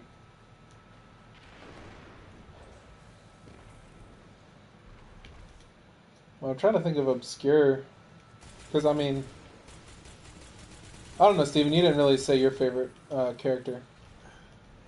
So my favorite character in video games, Nathan Drake is way up there. Oh yeah. Love Nathan Drake. For me, story-driven games and even like TV shows, movies, all that kind of stuff. What makes them is the characters. Oh, and so for absolutely. me, it's like I'm trying to think of what other story-driven games I've played that I absolutely loved, and what characters from them I really liked. So, Robin from Fire Emblem Awakening is really cool.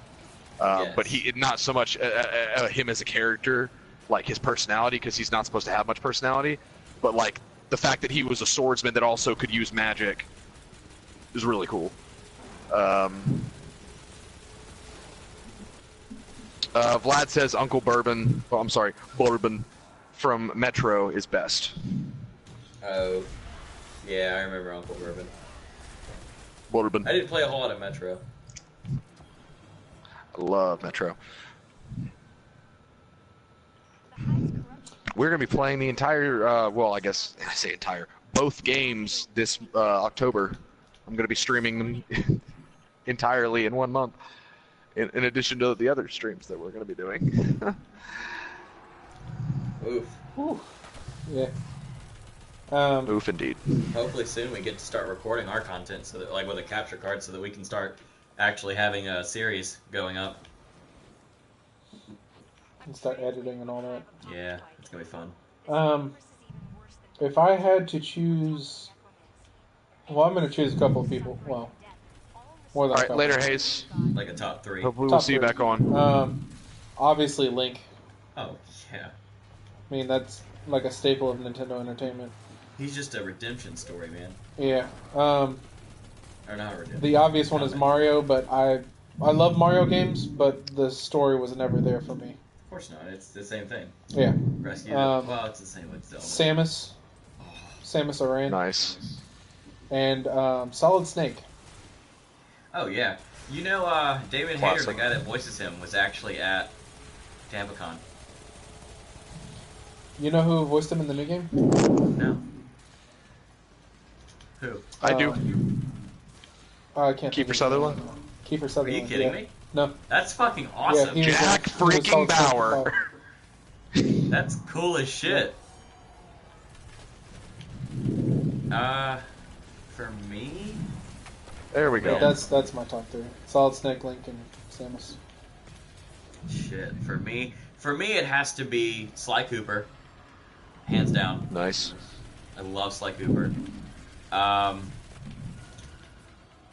If I'm gonna go a bit modern here, I'm gonna have to go with Sergeant Johnson from the Halo series. Nice. Okay. And my third favorite. Let's see. Ooh, this one's tricky. My third favorite character. Ooh, God, this is hard actually.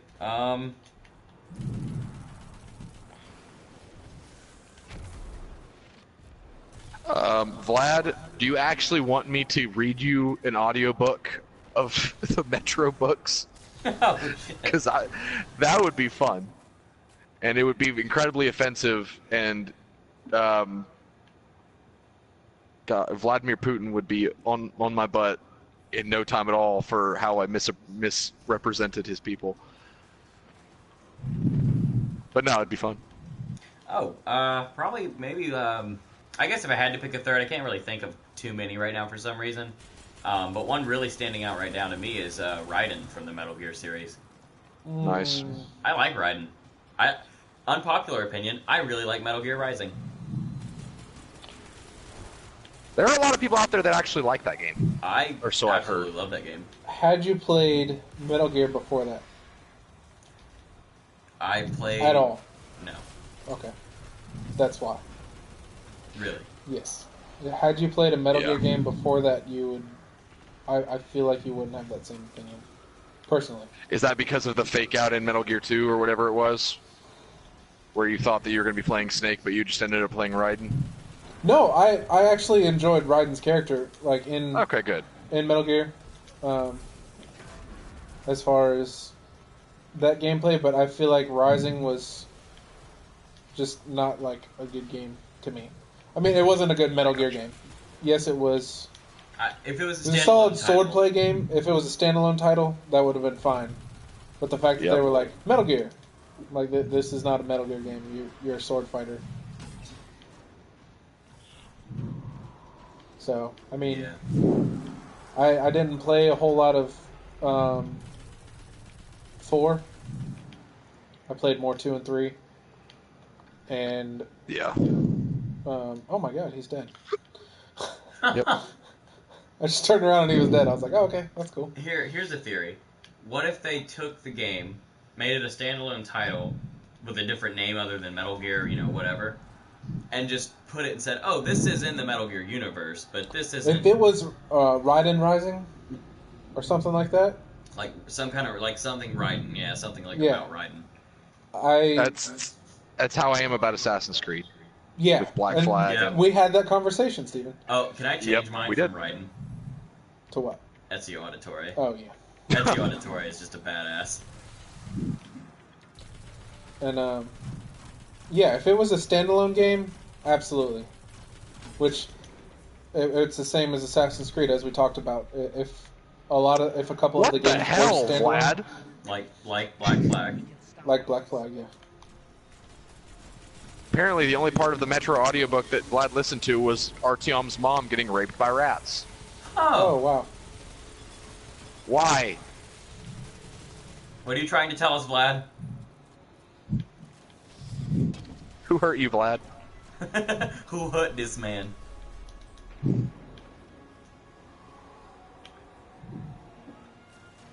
Vortex listed his earlier. I think he did. Daxter, Cole McGrath, Nick Valentine, and Isaac Clarke. Oh, Nick Valentine's a kick-ass character. So is Daxter though. Daxter's pretty cool.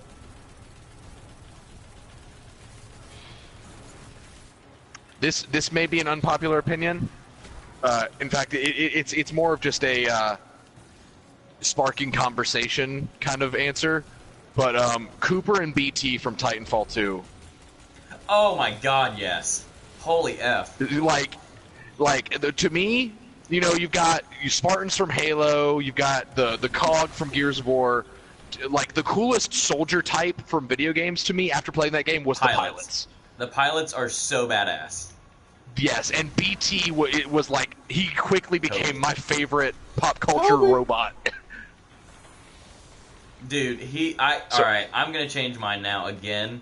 I will say Sly Cooper, and I will say Sergeant Johnson, but absolutely, Ozzy Auditore is cool, but absolutely, you know, BT and Cooper. Cooper. Yeah. And it's voiced by one of my favorite voice actors of all time, Matt Mercer, so... Okay. Yeah, I thought Matt Mercer voiced him. Yeah, Matt Mercer voices him, McCree, he's done, oh boy, he's done some Dead or Alive work. You did a Diablo character. I don't know if it Yep. was the Wizard or the Hunter. He did the Wizard, I believe. Actually, I think it's either the Wizard or the Witch Doctor. I don't think it's the Witch Doctor. Somebody If it is, voices I'm the going to be Witch impressed Doctor, because the though. Witch Doctor's like a African voodoo guy. Oh, that's right. Never mind. That's right. I'm thinking of the Demon Hunter. Then, yeah. I think Yeah. it's the Wizard, though. I played most wizards, so that would make sense. But yeah, Matt Mercer, and he also does the D&D show Critical Role, which is phenomenal, by the way. Yeah.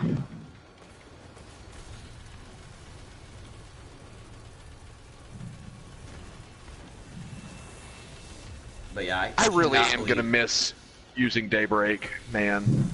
I cannot believe I forgot about BT and Cooper, though. Man, that entire campaign, though, was just beautiful.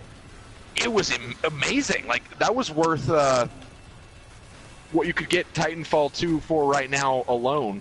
Like, Oh, yeah. even though the campaign was short, like, you can get it for, I think, max price $20, and I would totally do that just to play the campaign again. Oh, of course. It was free a couple of months ago. Yep. And the I need to multiplayer's fun, reinstall too. it. Yeah, Like- I usually hate PvP, but I got really good at the Titanfall multiplayer. And they added that Horde mode, too, that was pretty fun. Yeah. Titanfall takes PvP and makes it super fun. Yeah. You can That's just see if accurate. I have it, because if I do, I'm going to download it. Oh, dude. Absolutely, you need to. It's a fantastic I've game. played it. I really like it, but I can't remember if I... Here's the thing. When they came out with Titanfall, it was a lose. But then they came out with Titanfall 2, big win. Big win. And no The one issue knows was it that was because they Microsoft released it. They released it around Battlefield and Call of Duty. They didn't give it a chance. Yeah. If they had waited, they would have had a huge win. Oh yeah. it's no one bought it, and that just sucks. Because And you know the really sucky part about them not buying it is the fact it's not necessarily the fact that Battlefield and Call of Duty had come out helped a lot, but I think another thing is the fact that everyone was just worried. They played the first one, they were like, "Wow, I didn't get a whole lot out of this." They were worried the second was going to be the same. yeah, it was given zero chance to succeed. Just such a shame.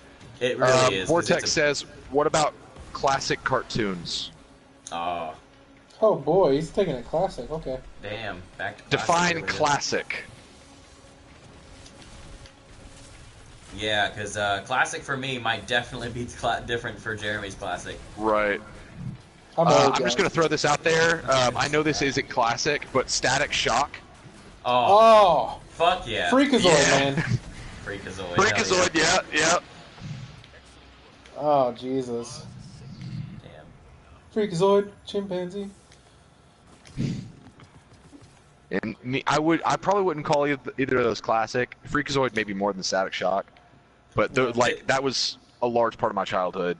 This may sound silly, or like maybe overused, but like classic 2002 Naruto, untouched. I loved it. That was my introduction to anime. Mine was actually Never watched it. Oh my god, dude! Not a single episode. All right, here's what we're gonna do. I'm showing you Naruto. You're showing me DBZ. And Gundam Wing. And Gundam Wing, right? Oh my god, yes. DBZ. Start with Gundam Wing. Like 250% DBZ, guys. I'm the same way with Naruto. Oh my god. Because that's what I watched as a kid. It was just such a it was extremely long because people were always like, oh, panning shot of someone powering up for like 3 minutes, yeah. But I thoroughly enjoyed the show. Mm-hmm. Like every day, I would make sure my homework was done, and I was ready to sit down in front of the TV and watch Dragon Ball Z. Yeah. Like every single day. The theme song is great, I will say, because I haven't watched anything else. The theme song, iconic. Vortex defines classic cartoons as shows that aren't around anymore. Okay. So DBZ's out. Works. Naruto works. Naruto actually just ended last year with entirely. Well, Boruto is here now, so. Are we talking like anime or like animation? I assume any kind of shows. I think anything that's on Toonami counts. Yeah, I would think so. Vlad, I see you. That one's next. Because Gundam Wing was a phenomenal show, but I can't say it's my favorite. Vortex says, like Chowder and Arthur. Is Arthur not on the air anymore? No. Chowder, wow. How long has that been? At least a few years now. Wow. Magic School Bus. Oh, fuck yeah. Did you actually see when I was dating Catherine, did you see she actually went as the Frizz?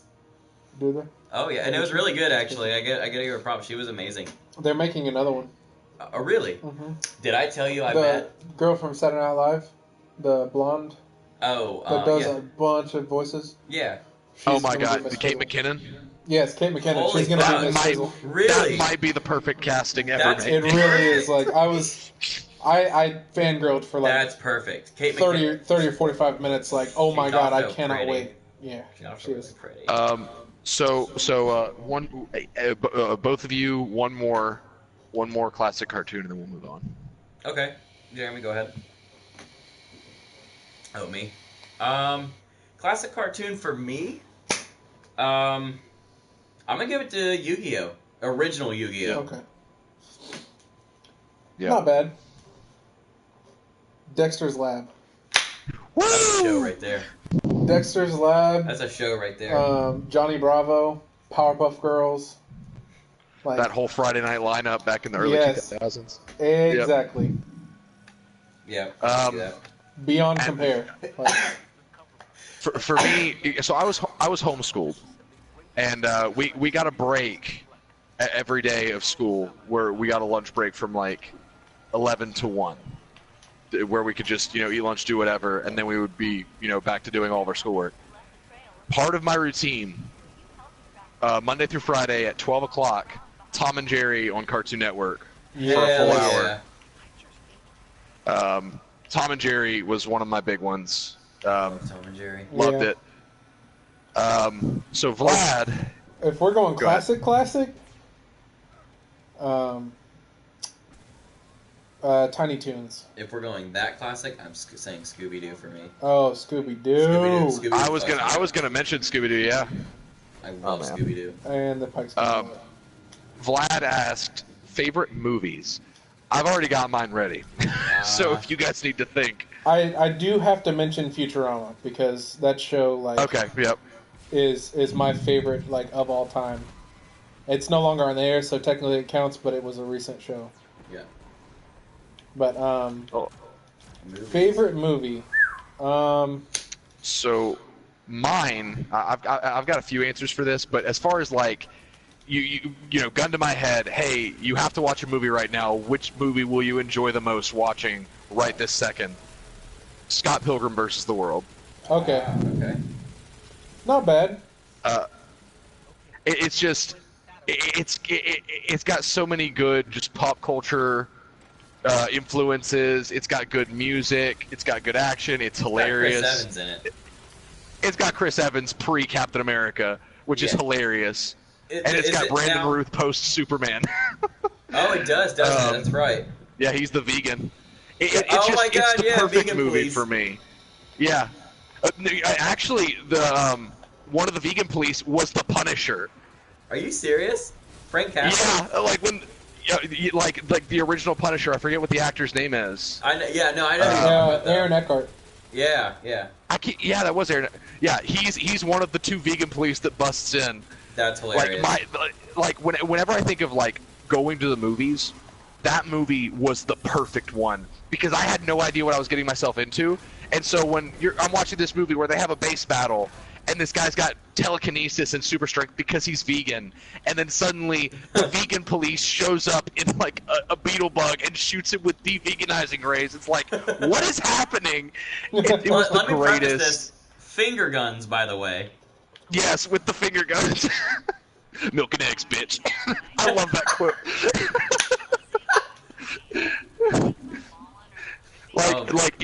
If you said vegan police, you would not think of anything as badass as they portrayed the vegan police in They Scott really Pilgrim. did. But favorite movie for me? Oh, man. I'm gonna need some thinking. Go ahead, Jeremy. It's a movie I've seen Alright, if you- probably 50 times and could continually watch over and over again. Boondock Saints. I knew you were gonna say that. I didn't watch it until I was probably 19 at the time, and was like, oh well, this everybody considers this a cult classic. I wonder what it's about, and just watched it, and it blew my mind. And to this day, I could watch it over and over and over again, 3 times in a row, and still not be bored with it. Yeah. Every time I watch it, there's either something new I haven't seen, or I just enjoy it and I smile the entire time. Yeah. I can't wait to do the And name of that. Nightmare Before Christmas. Oh yeah. Okay. That's my fiance's favorite movie, and I will never ever get tired of watching it because it's just such a great claymation movie. Yeah, they did that really well done. Yeah. Vlad says, Where the Red Fern Grows and The Way Back are both great movies. I always feel like I'm the only one to ever see them because no one ever knows them. Oh yeah, we've seen those. They're good movies. For me, oh man, it's still hard. It's a difficult thing to narrow down hundreds of movies that I've seen that I'm like, oh my god, Games these are are easier. phenomenal. Yeah. But movies. See, that's are... why for me, when I'm asked the favorite movie question, I take it as what movie would you enjoy the most watching anytime, even though you've already seen it That's a million good times. point. Yeah. I think for me, it had to either be James Cameron's Avatar. Okay. Or the original Mighty Morphin Power Rangers movie with Ivan Ooze. Yes. Wow. I love that movie. With the ninjas? Oh yeah. For 15 minutes? Fuck yeah. Oh fuck yeah. With the fucking terrible planet ape screechy monkey things with the hot chick with the twirly batons that makes them go away for some reason. I fucking love that movie. How about the original TMNT? Oh fuck yes. Both of them. Oh hell yeah. Oh, sorry. Vortex. Go ahead. Third answer. The original Transformers animated movie Oh, we both died from at the the same time. 1980s. Actually, I think Vortex. Were you referring to the Michael Bay one or the animated one? Because he said Transformers the movie. The animated movie fucked me up as a kid. I remember seeing Optimus Prime die for the first time, and I was like, no. Are you really? Can I say that? Can I tell them? Okay.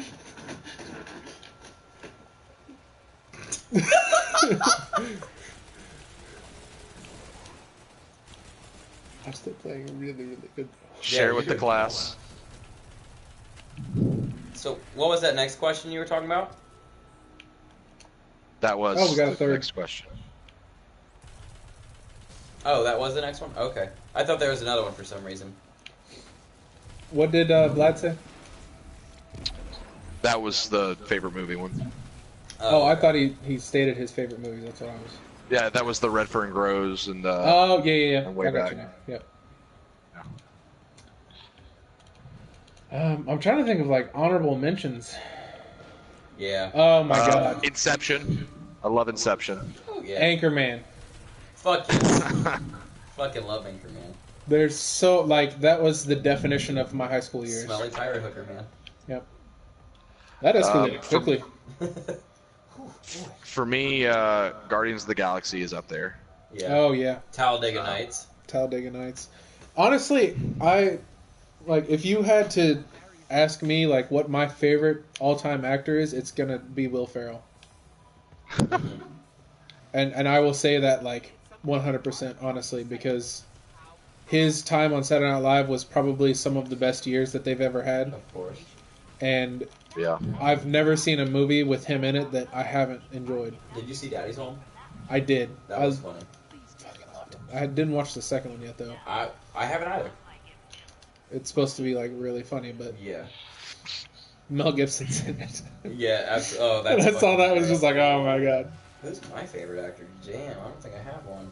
Vortex was referring to the animated Transformers movie, by the way. Okay, good. cool. We'll move over to favorite actors then. Yeah. Damn, that's hard for me. That one's very hard. It's a tough question because there's a lot. Now, favorite actors. Favorite comedic actor. How about that? Okay, that narrows narrows it down. down, That, yeah. very much so. Fuck. Let's see. Favorite comedic actor. For me, Zach Galifianakis. Really? Yes. Okay. For me, Bill Hader's up there, even though he doesn't Oh, do a lot. fuck, man. I forgot about Bill Hader. Oh, Bill Hader. Bill Hader Damn is the king. He's He fucking really is. amazing. I watched an interview with him. It's actually on YouTube. It's him explaining his favorite roles, and Let me.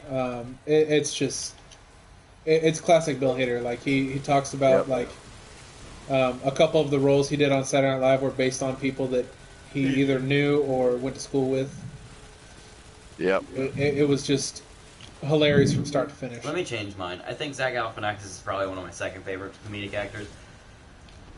I'm changing mine to. Oh fuck! I already forgot his name. Damn it! What was he in? I can't remember now. We said Bill Hader, and I thought of him. Fuck. Well, speaking of Bill Hader and Scott Pilgrim, he was the announcer voice in Scott Pilgrim. Yes, he was. Yes. Fuck.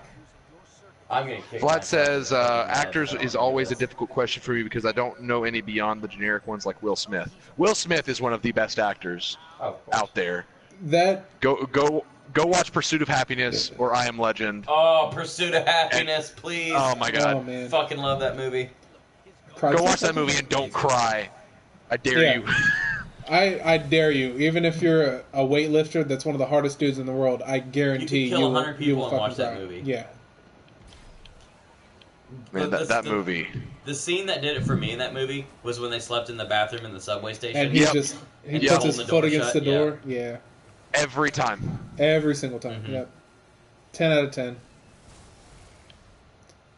Why the fuck can't I remember this actor's name though? It's gonna kill What me. movie? I can't think now. I don't know. I had it in my brain and now it's gone. I'm drunk and I can think. I'm retarded. Homeward all the time. Bound. Vlad says there's we're not only gonna one talk movie about that that. made me cry. We're not gonna talk about that. Homeward Bound. Vlad says that's the one movie that made him cry. I will be the first one to tell you, I'm a large man. Yeah, Steven yeah. and Marcus can both vouch for that. Yep. I'm a big dude. A big boy. And I am extremely emotional at times. So I cry at a lot of things. As far as like movies and stuff like that, if I find something emotional, I will cry. I don't care. Yeah. And, Right. Me too. Oh my god, Pursuit of Happiness. There's what's another movie I can think of? Dude, Homeward Bound. Oh my That god. made me cry. When Shadow. yeah, when he falls into the Yeah. mud. Then he gets. Then he arrives and he's limping a little bit. Yeah. Requires event participation. Are you fucking kidding me? Okay. Were you not shooting it? I was. I thought I was. Guess not. Oh, Hey, Hey, get off my butt. I just remembered Get off my butt. I just remembered the actor's name, and now I want to kick myself even more because it's such an easy actor to remember. Favorite actor and comedic actor, Robin Williams. Oh my god. I'm gonna kick you. Yep. Dude, Pan or oh my god. It was Hook. Hook. Yeah, Hook. Fucking Lord. Get the heavy Good pipe. Morning Vietnam. Are you kidding me right now? Good Morning Vietnam. Good Morning Vietnam. Yeah. Fucking love that movie. What was it? The Man with the One Red Shoe? I think so. I Yeah. think he did that one. I think he did. He does so. Yeah, he's just a phenomenal. actor. Jack. Yep. Jack. That shit was. Oh. You know what? One movie he did that was really good that I don't think a lot of people saw was August Rush. What was that about? It was. I think this kid was. He was an orphan, or well, he thought he was an orphan. Like, so his parents. I think they put him up for adoption at birth because they couldn't take care of him and they wanted to have a good life. And they were both musicians. What movie's that, so- Vortex? And so he grew up, but he had like this insatiable love for music, and he was just a prodigy, and he was just an amazing. Anything he could find, he could make music out of. And I think he runs away from his orphanage because it was awful. They treated him terrible. And at one point, Robin Williams finds out. Robin Williams is actually a really shitty dude in that movie. Robin Williams exploits prodigies that are orphaned and uses them to make money on the streets for himself. Oh wow. Yeah, he's a very bad dude. But it's so good, and I'll go ahead and say spoilers for it, just because I'm already talking about it. At the end of the movie, his parents he does a concert in like Times Square, and of like his own, he composes a piece and has an orchestra play it. Oh, that was the kid from Ender Game. Ender Game. Yeah. Yep. And at the end of the movie, his parents see that, and they know it's their son, and they know that they're in the audience just by the fact that just from the music. And at one point, I think he actually says he's going to write a piece that's going to help him find his parents. And he writes this piece, and they all meet up. It's such a good movie, honestly. I love that movie. I know exactly what you're talking about now. Oh, it's a beautiful movie. Vortex mentioned the Fantastic Mr. Fox. Was that correct, Vortex? I never saw that. Yeah. Actually. I'm not huge into who's the guy that does those? Wes Anderson. Yeah. I almost said Wes Craven. Different Oh, Wes. fuck. Yeah, definitely not. Wes him. Craven is Mr. Fantastic Mr. Fox. The fox kills everyone. Everyone killed the fox in the end, or did they? Favorite songs. Oh, Oh, jeez. shit. Holy shit! What? These We're doing favorites? Yeah. They're good though. Like they're really fun to talk about. Behind Blue Eyes by Limp Bizkit. Ooh. Okay. Yes, it's a cover, but it gets me. You know what I mean? Yeah. This one's very tough for me. But I'm gonna have to. Oh, you know what? No, it's not. I don't know if anyone's ever heard of this, but it's called Private Fears in Public. I think it's Private Fears in Public Places or Public Spaces, something like that. But it's by From. Hey, Chris. The song is. We I cried got to it. another I listened to it, person I cried from to it. Dodgeball in the chat. Can I have a chip? You want a chippy? See what it tastes like? Ooh. Vortex says stick in the box. Oh no, I don't want to do this now. I sniffed it. Oh God. Um, Oh Jesus. Homie G. Oh. Yeah, private fears in public spaces. My front porch step. Yeah, I figured that was a goof, Vortex. Oh my God. But my dreams Oh, Sarah's cute.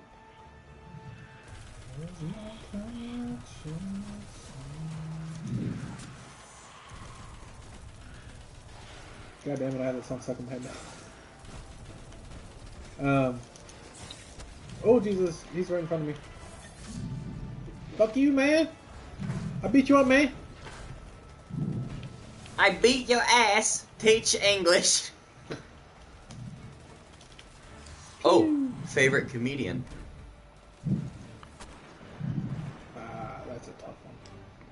There's a good one. Because you could go to actors too. That's true. Such as Robin Williams. Because a lot of them did stand up. They did. That's right. Dave Chappelle though. Oh. For me, this is more of an honorable mention because I don't know if I really have a favorite comedian. Joe Rogan. Yeah.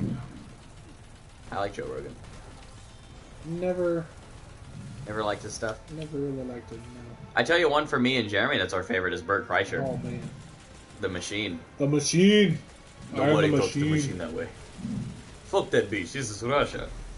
Das vagina. Chris Wheeler just said Joe Rogan for favorite comedian, I think. Oh, so. did he? Nice. Yeah. I'm with you there, buddy. He's a good one. Oh, another good one for me, Chris Hardwick. He actually... I think he just spawned on me.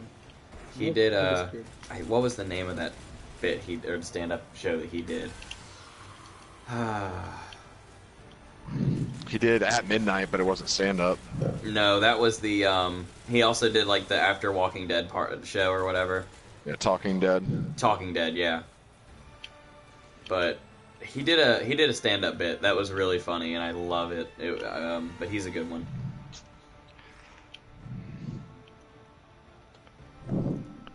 Vlad says the amount of people from Steven's Dodgeball showing up really makes me think he only does it to plug the channel at Dodgeball. No. Yeah, he's mid-throw and he's like, Chortle Games! Yeah, the balls all say Chortle Games on them. That's what Steven just said. That was funny. Just stamps him in the forehead, Chortle Games. Yep. You, sir, are not polite. You were hitting me.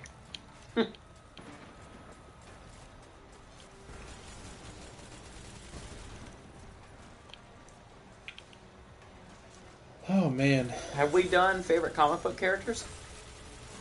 Well, yeah, we kind of did, actually. Kind of, yeah. We talked how you like Batman, and I like Ghost Rider, but I don't think Steven actually said his favorite. Star-Lord. Oh, really? Okay. Nice. Yeah, he has Chris Pratt on the back of his door. I do. Chris Pratt's a Like, godlike a actor. full size. I closed the door and was like, whoa! I thought that was the guy standing there. I love Nah, Chris Pratt.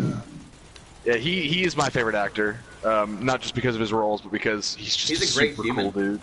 He really is. Did you see the interview where he was talking about what his goal is with life? No, I don't think so. So he was talking about how, because I think someone said something like, talking about how he was such a big actor right now and he's doing all these movies, and he said, and the only reason he's doing that is because of his kids. He said, if I do all these movies now and I make all this money now, I can just save that money and retire young. So that what he wants to do is to move back to his hometown and coach his kids' little league team. Yep, I do remember that. That's like the guy. most wholesome thing I've ever heard out of an actor. Kippy. Oh, I could not do that, buddy. You're stronger than I am. Been drinking longer. Vortex asks, favorite weapon in real life, games, or shows? Ooh, Jeez. Damn. Shut up, Chris. What, Chris was like, Blue Ingram! Shut up. Well, not mine.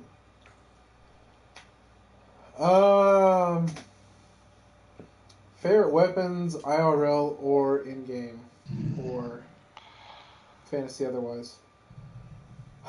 Man, that's tough. That's really tough, actually. Mm-hmm. damn. I think for me, it has to be the chakram. Destructive disc. That's pretty much what it is. Yeah. The chakram. Yeah. Vlad says the Springfield 1903 A3. Ah, my grandfather's first service rifle in 1920s. Or my great-grandfather, sorry. Chris says the Galahorn from D1. Classic. Vortex says STG. Mm-hmm. Vlad says the Ark of the Covenant from Indiana Jones. All right, well, he wins. We're going to stop that discussion there. Oh, man. No, Hey, Hayes. honestly, it's a gun that I've always wanted to shoot. The Barrett 50 cal. Oh, of course. That's It's so devastating. I bet it'd be the most satisfying thing to shoot. And the bullets are like 8 inches long. They're the size of my foot. Yeah. I feel like you shooting that and like seeing the hit would just be so satisfying. Well, you know that bullet just going past someone is enough to kill them. Yeah. They have a I can't remember. I used to go to a website that was really bad.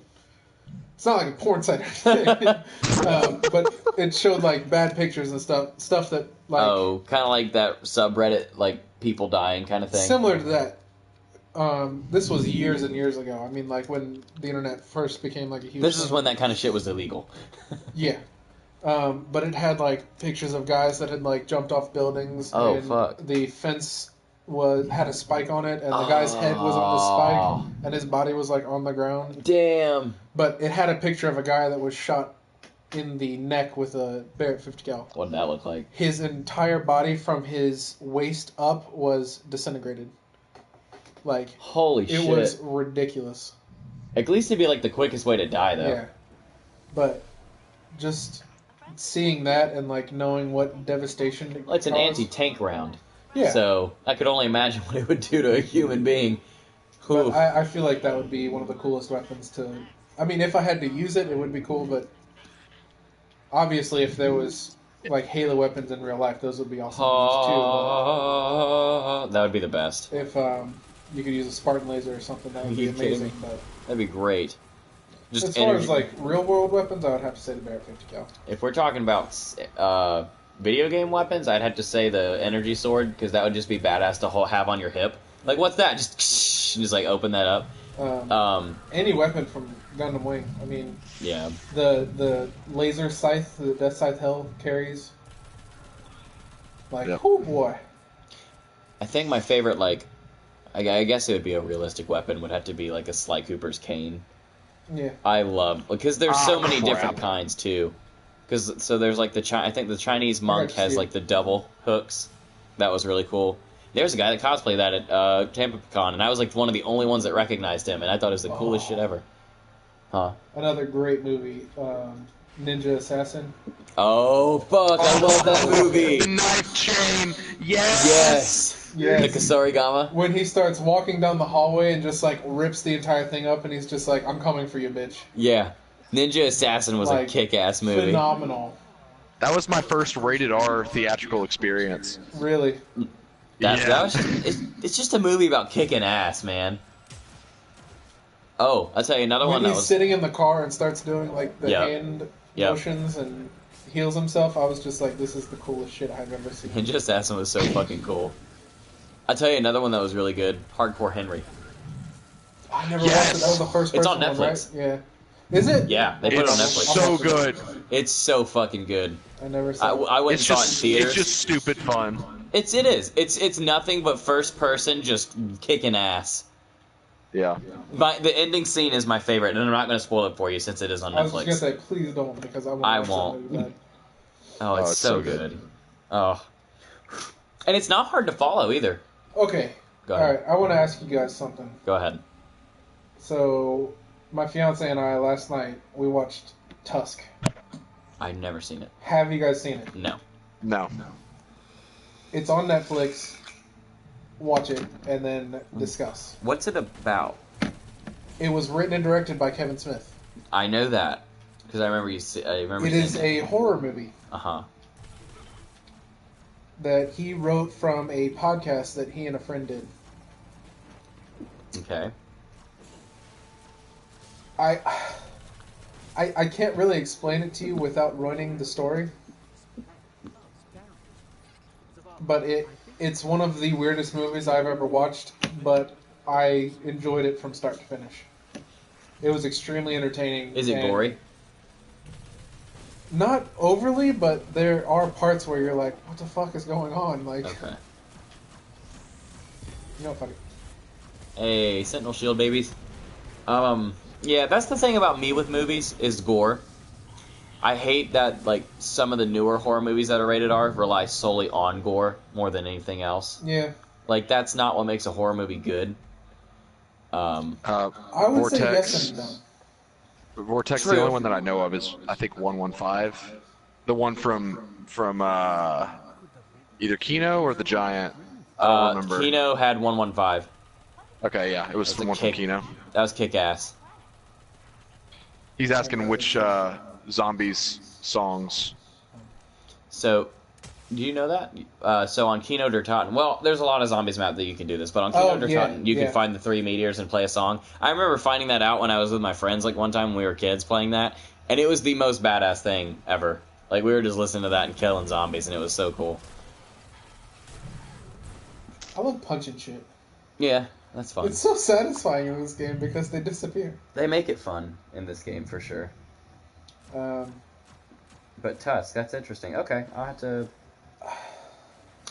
And again, I can't really like elaborate much on it because if I explain like what happens in the movie, it ruins it. Going in, you just have to be like oblivious because before I had watched it, I already knew about it. Like I knew what the premise was, Right. and it kind of ruined it for me. And as soon as I told Krista, like, I think we paused the movie like 15 minutes in, and she was just like, "What is going on?" Oh, 15 minutes in. Yeah. Damn. I paused. Yeah, she paused it because she had to grab something to drink or something. And Is it easy to follow? she was like, "So it's extremely easy to follow. Okay. It's very very well directed, and Kevin Smith's a great director either way, but Kevin Smith's a phenomenal director. That's another good topic. Movies that are better to watch going in blind. Oh, wow. Good. That is good. Damn. Scott Pilgrim vs. the World is one of them. oh I yeah, think. yeah, Of course. hands down, Another Ninja one, Assassin. John Wick. John. Oh. Yes, sir. Dude, oh, man. holy shit. That actually happened to me, though. I remember my buddies were like, oh, man, dude, John Wick. And I was like, what's that? And they're like, it's a Keanu Reeves movie. And I was like, I've never seen it. And we just watched it. My mind fucking blown. It was Yeah, if you go into that movie and not even knowing that it was an action movie, it's an amazing experience. It really is. Yeah. Oh wow! I just got killed by a meteor. I saw it. Building landed on you. I actually went into James Cameron Avatar blind, and that's why I love it so much today. Yeah. I told you the story. Yeah, but I love that movie, man. It's like, I don't know what it is about it. I've had so much crap from it, too, for some reason. It's a good movie. I love that movie. A lot of people are like, It's space love, you know? And I'm like, yeah, and? I still enjoyed it. Like, I fucking love that movie. If you ever go to Disney, oh boy. The Avatar world is just phenomenal. As soon as you step onto the ground, you're just like, this... I feel like I'm at Pandora.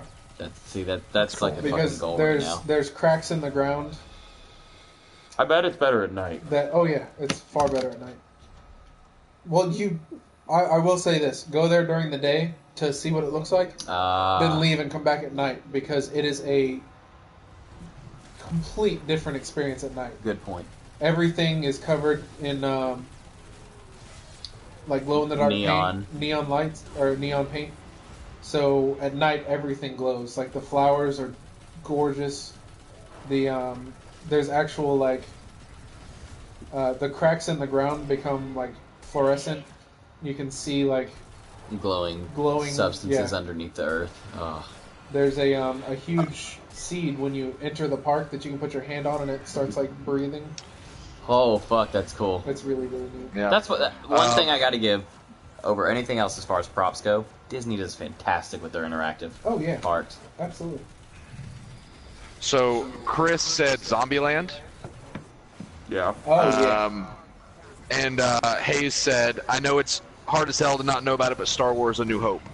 Oh, of course. Yeah. Yeah. I'll tell you another one that I actually saw this on Facebook. Parents are taking their kids who know nothing about Star Wars and showing them Episode 5. Or they'll show them Episode 4, but then show them Episode 5 where he's like, Luke, I am your father, and their kids are about to go fucking nuts. They're like, are you kidding me? They're like, that's really his father? And they're like, yeah. And they're like, what? That's crazy! And like, it's the coolest thing ever. Spoiler alert, Jesus. Oh, you're right. It's hard. It's hard to think about the fact that there was once a time in all of our lives where we didn't know that Vader was Luke's father. Yep. If you go into that movie like putting that out of your mind and rewatching them, it's a crazy experience because you're just like, yeah. I forgot. Fight, or him going into the cave when he's on the planet with Dagobah. Yeah, Dagobah. On Dagobah. Because nobody knew what that meant. And him like cutting off his head and then seeing like his face in the helmet, I was like, what the fuck? Well, especially when that movie came out, everyone was like, whoa, that's fucking weird. Yeah. But then they see like what it like. He's like, I am your father, and I'm like, oh fuck, that's why. You want to know? I'm sure you guys know this, but I'm gonna go ahead and state it anyway for the stream. When they made that movie, the only people I should say that knew about Darth Vader being Luke's father were the actor that played Darth Vader and George Lucas and the writers. Those were the only people that knew about Darth Vader. So you know it's funny, and not even Mark Hamill knew. So when they did that scene, it was so funny because when they did that scene, Harrison Ford went up to Mark Hamill and said, "Why the fuck didn't you tell us that, kid?" And Mark Hamill goes, "I didn't know that was gonna fucking happen." That's crazy. Yeah. Well, it makes sense because you get a real reaction from Mark Hamill at that point. And that's that. Yeah. Vlad asks, what do the 8-bit boys think about the prequels? Prequels. So Jeremy's away right now. He's using the potty. I will go ahead and say my unpopular opinion. I like them a lot. I do. Well, you're in good company because I like the prequels a lot, and so does Vlad. I love the prequels. I think they're underrated. Yeah. Absolutely. Here's one thing. I think they get too much hate for midichlorians and Jar Jar. Oh, especially Jar Jar more than anything else. Yeah. I can understand the midichlorians a little bit because it kind of takes away from the Force being this mystic, magical thing and making it more of just like a medical thing. And I understand it, but at the same time, I don't mind it. Like it explains it a little more and adds a little more depth to the story. And if you look at the prequels in the sense of the Jedi Order being flawed and wrong, yes, then that makes the midichlorians a kind of an interesting plot point, because then it's like, what if we have been told that midichlorians are a thing and they're actually not, and that was just the Order applying science to mysticism? Yep, exactly. And another thing about the prequels, excuse me, that I know some people probably, or like most people probably understand it, but something that I kind of came of a conniption, or not a conniption, I kind of realized myself when I was watching it. I watched episode 3, and I was watching like the whole series, when he says, and I think it was episode 3, Obi-Wan says, you were supposed to destroy the Sith, not join them, and you know, they were talking about how he's the chosen one, he'll destroy the Sith. And then balance to the Force. Yeah, bring balance to the Force, yeah. Right. He kind of does, in a way. So, like, he says you're supposed to destroy this or defeat the Sith or whatever, and he does it, and he joins them or whatever. But in episode 6, he does. He kills the Emperor. Not Luke. One could argue that he even does bring balance to the Force by killing the Jedi Order, because balance is a two-way street even on both sides. Exactly. And I don't know. Oh God! I just got launched in the air. Hold on, I got some chat here. Hayes says he loves Jar Jar. Vlad says Tangled. Low key, I liked Tangled, as in the Disney Princess movie, because I love that movie. It's a good movie. I adore that movie. My fiance loves that movie. That's our favorite movie to watch together. So good. Yeah, you are. Nope, not today, boys.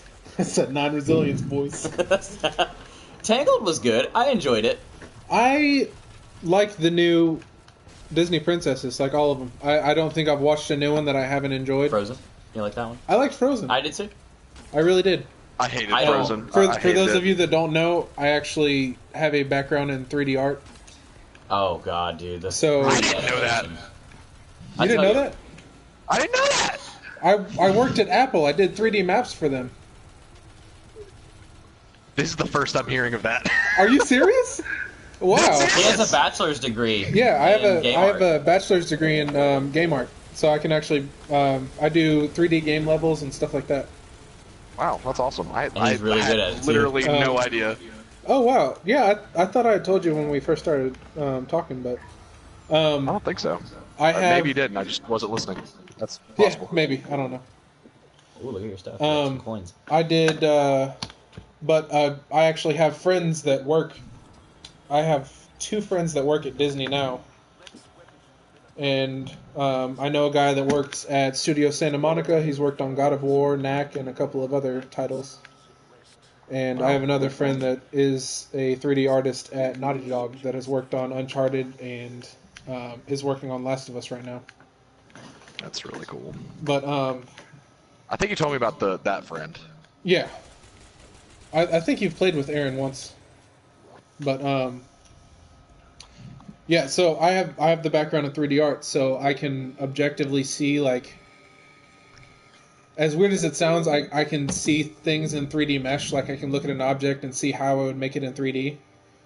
Right. So when I watch movies like Frozen or Moana or anything like that, really, I can see the artistry that's put into it, or the animation style, or mistakes, which I can't stand because I judge movies sometimes by the caliber of their art. But any Disney movie like that, I can watch and appreciate the artistry or talent that people have put into it. And anything that Disney has put out, I've not seen a lot of flaws in, and thoroughly enjoy. I mean, I'm going to be 29 in December, and I still watch kids movies, and I have no problem saying that because I love it. Yep. I mean, I do have 2 nieces that I've watched them with, but that's neither here nor there.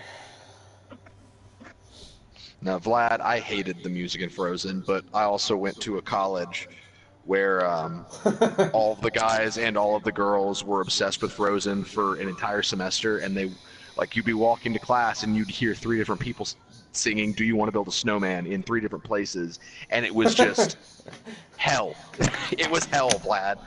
Yeah, I will say that some of the songs are a bit ridiculous, but it's Disney. At that point, I think, well, it's Disney, so they have to create their musical aspect. You want to talk about a throwback real quick? Let me show you something, buddy. You remember this? Farewell to you, my friends. Goodbye for now. What is that? Gullah Gullah Island? Yeah. Gullah Gullah Island? Yeah. Oh, He found a man, video Andrew on watched that a lot. Facebook. Mr. Monkey Doodle says, some say hell froze over. Mr. Monkey Doodle, I don't think I've seen you here, and that is an excellent first impression to make on me. Absolutely. Points. Good job. And me. And all of us. Because we thoroughly enjoy puns here at 8-Bit Gamesters, and I know Das Steven's- Vagina. Das Vagina, Vagina. bitches.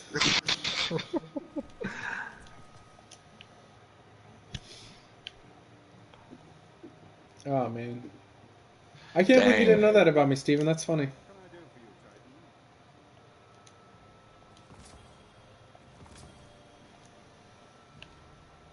Yeah, you may have told me, and I probably forgot. That's very likely. I'm a forgetful person. No, you're good. Huh. I got Licking Heaven's someone's Vigil. face. What? Got a weapon ornament for. Oh, that's cool. What's it for? Vigilance Wing, a pulse rifle that I'm never going to use. That's Ooh. really big in PvP. Yeah. Here, let me equip it so you guys can inspect me. Yeah, I was about to say, I have that rifle. It's pretty good. Ornament I got's really sweet looking. Licking someone's face What- is a quick and 100% foolproof way of ending a conversation. What is our guilty pleasure movie? Hayes wants to know.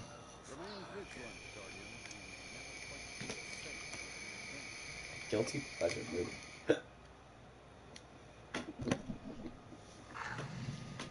Guilty pleasure movie. Wow. I'm guessing All you right. mean like something that we probably Everyone probably hates, but you love it. everybody probably hates, but you love it. Kind of like that kind All of right, thing. inspect me real quick. Like, you feel bad for liking the movie because everyone talks shit about it all the time, but you just love that movie. Like how people are with Frozen. Like, most people don't like Frozen just because it's one of those, like, oh, basic white girls like Frozen kind of thing, but it's not a bad movie. That's cool. What? Oh, fuck. Damn. Guilty pleasure movie. That's a tough one. That is a tough one. Um, Actually, if I can change one of my favorite movies, it probably has to be Willy Wonka and the Chocolate Factory for favorite movies. so not so much The a old guilty one or the pleasure new one? movie, but maybe an unpopular opinion movie. The Minion movie? Chronicle. Chronicle? Oh, yeah, okay. I could see Chronicle, for sure. It was a I good love that movie. movie. I don't understand why people hated on I it. enjoy it. I love it. I adore that movie. Guilty Chris. pleasure movie. Really? Twilight? Alright. Well, Chris, you're fired. I'm just kidding. Monkey Doodle says, "Who framed Roger Rabbit?" Oh man, that's yeah. not a guilty pleasure movie. That's just a great movie. Guilty pleasure movie. Oh, Click. this is another That's one what of you're those. thinking, Vlad. To me, it's a great movie. I don't remember the name of it. It was a Looney Tunes movie, but it was live action and they were spies. Oh, Back in Action Yes! Back. Oh Love my Back. God. I'm sorry, I got super It's excited. with Okay. Brendan Fraser. Yes! I love that movie. I remember seeing it. I never watched it.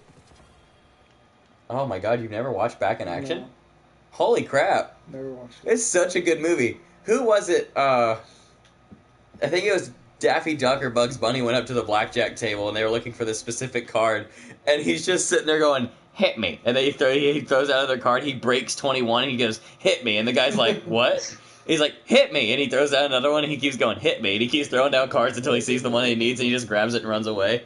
It was hilarious. It was such a good movie. Jeez, guilty pleasure movies. I'm honestly just like staring at my movie collection and looking for movies that people are like, oh, I hated that. Yeah, that's what I did. I think Predator would be one. I liked AVP. Predator. Excuse me, Predator 2. Let me rephrase that. Predator. I liked all the Predator movies. AVP was really good, even Yeah. though people were like, "Oh, it's okay." Yeah, AVP was one of those. Yeah. The But I liked it. Wolverine, Which one? the movie titled Wolverine. Oh yeah. Where he's in Japan. I love Yeah, that a movie. lot of people hated on it I because fucking love that movie. I have that movie actually. I have it on the Blu-ray collector's edition. I don't have Blu-ray, but I have the Moana, actual says movie. Hayes. What was it? Mulan? Moana. Moana. Oh, no, that's not a guilty pleasure. That's a great movie. I don't know if I should be ashamed of how much I love the Lego Movie. Dude, Oh, no, no, don't sir. be ashamed of that. That movie's fantastic. Yeah, I adore that movie. The movie's It's so good. phenomenal. It has Chris Pratt, so Yeah, honestly, Yep. has Morgan Freeman. Apparently in the next one, I've got some fun facts about Lego Movie, but apparently in the next Lego Movie, Chris Pratt is voicing Emmett and a character named Rex Dangervest, who is boy. a space outlaw velociraptor trainer who wears a vest. oh my god. So it's essentially a play on like a little It's bit Jurassic of World. Star-Lord Yeah. / Jurassic World. Yeah. That's Yes. amazing. Gosh, Lego Movie 1 had so many voice actors in it. Like Will Forte was Abraham Lincoln, even though he Yeah. had like one line. Jonah Hill and Channing Tatum were Superman and Green Lantern Yep. because the directors were Chris Miller and Phil Lord, and they did 21 Jump Street, so their relationship in Lego Movie was the same as their relationship in 21 Jump Street. Oh man, love that movie. Well, another one I see on my shelf, Gamer. Oh, Gamer was good though. A lot of people didn't like it, and I don't understand why. I don't either because it was just, really good. It was a great movie to me. All right, last question before I end stream. Vlad asks, "What's a game people hate on, but you like?" Oh man, I feel like my list Metal Gear for Solid, that Metal Gear Rising. could be really big. Go The ahead, Division. Yeah. The Division. That's the first game that me and Steven really like hardcore played together. Yeah. Yep. And I mean, we put hours and hours into that game. It was good. We did. Oh man, good times. Oh yeah. Gosh, I feel like there was another one. This game. Yeah. Which I played Destiny 1 for a little while and did not like it. Yeah. Yeah. But this game has, I mean, I got it like 3 weeks ago and I'm light level 355 now. For a reason. For a reason. Like I've put quite a bit of time into it. It's a good game. It's fun. It really is. Hayes says Steven gives me a bad rap for it, but I liked Jack and Jill. Oh yeah. Oh, the Adam Sandler movie. Yeah. Dude, my sister loves that movie. I'll tell you one Adam Sandler movie that's a guilty pleasure of mine is 50 First Dates. Oh, that's not a guilty pleasure. That's It's not. It's good. Okay. Yeah, that's a good movie. To me, I like how Jeremy is our judge of what is and is not a guilty pleasure. Yeah. The buck stops with you, Jeremy. Yep. 100%. 100%. Elder Scrolls Online says Mr. Monkey Doodle. I didn't like it, but I can understand why people could like it. Yeah. Absolutely. For me, probably the biggest game that I enjoy that people seem to hate. You guys may have never heard of it. In fact, you probably didn't. The Bureau XCOM Declassified. Yep. I remember that one. So that game, people thought that when it was announced, it was turning XCOM as a whole into a third-person shooter. But what it was doing was coexisting with the still true to XCOM turn-based tactical, but it was just doing its own thing. And it was a good game. It played really well. The combat was really fun. The story was pretty okay. It was just a good game, and everybody hated it. But I loved it. I'll tell you one right now that I'm really into that got a somewhat okay rating. It's got a 4 out of 10 on IGN and a 46 on Metacritic, and I'm actually playing it right now at home, is Homefront Revolution. Okay, I played that for a while. I enjoyed it a bit, but I couldn't get as far into it because the mechanics just didn't. See, that's what I like about it, though. I love the way that guns work in that game. Yeah. I absolutely... I'll tell you what, though. When I first tried to play it, I hated it. I tried to shoot a gun, and I was like, this sucks. And then I picked it back up, and I was like, this is actually pretty good. Yep. Vlad says, I didn't really play ESO as it's meant to be played. I was in a guild called the Soviet Army trying to turn Tamriel into a communist utopia. What the fuck? Love Fantastic. Das Vajanya, Vlad. Das Vajanya. Chris says Warframe. Chris, I don't know if you've played Warframe in any recent amount of time, but that is one of the most beloved darlings of video games right now. Everyone loves people that are game. bananas over Warframe right now. Yeah. Back when I played it, it wasn't as well loved because it was still really early on, but now like people are obsessed. My brother is obsessed. He's probably playing Warframe right now. Hold on, video's going to drop real quick. He's playing Paladins. Okay, that was my second guess. If he wasn't on Paladins, he would be on Warframe. Oh. All right, well, this has been a long stream. We went for a while. 2 hours? But, 2.5 hours, yeah. Yeah, it was fun. So, what do you guys got going on this week? Another stream tomorrow. I think. We'll be streaming again tomorrow, probably some Nazi zombies. Yep. Nice.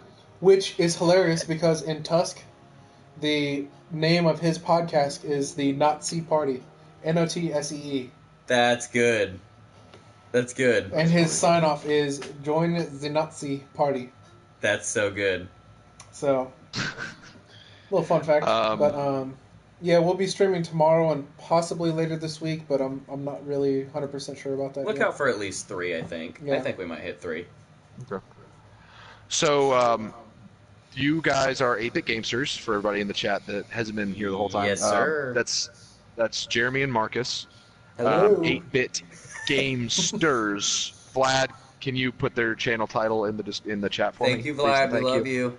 I'll go ahead and comment Yes. on there as well. Yeah, do that. So you guys stream all kinds of games. Yep. It's And pretty you much a guys join us. hodgepodge right now.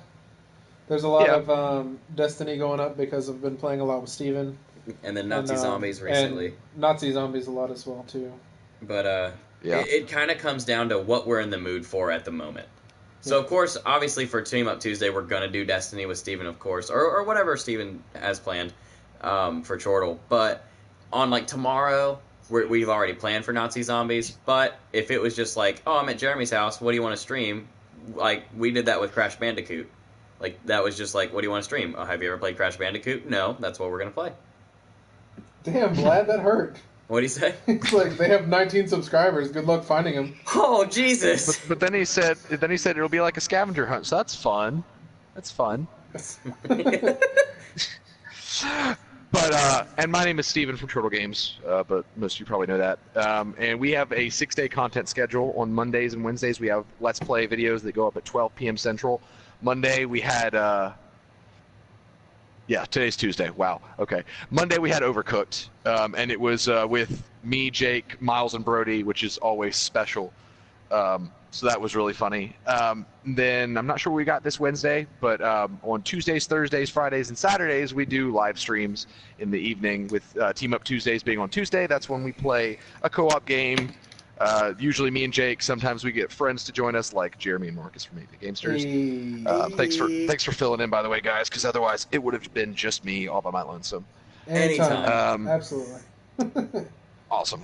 And then Thursday is when we do a solo live stream series. That's with me.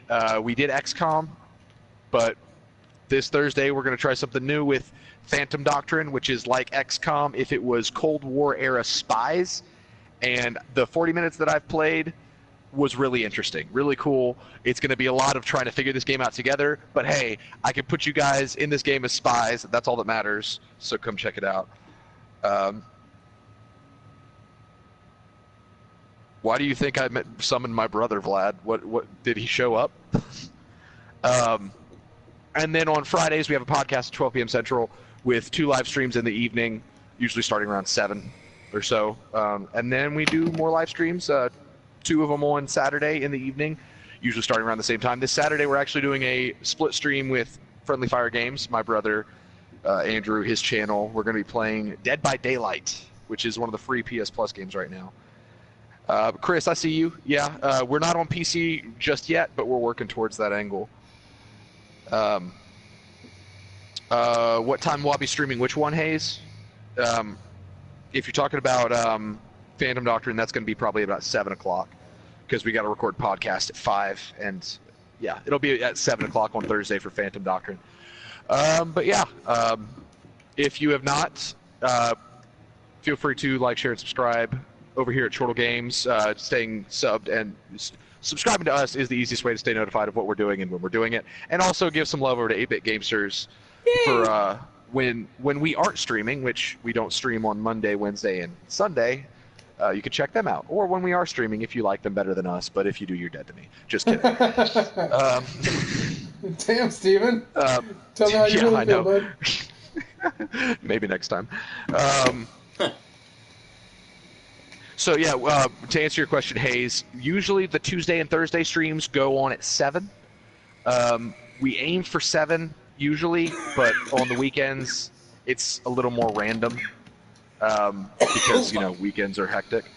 But yeah, just subscribe to us, hit that notification bell, so your phone will tell you when we're live. That's the easiest way to do it. But yeah, it's gonna do it for us tonight. I'm still entertained by watching my guy do the handstand spin. You guys are cutting rugs right now, man. We are. And I love how we match now. It's so good. It's so good. You guys Team did that, colors. holy We've fuck. got Yeah, we did that the other we've day. got like the dark gray and the gold. That's the way to do it. So That's awesome. the Chortle Games color. But yeah. If you didn't know. I'm just kidding.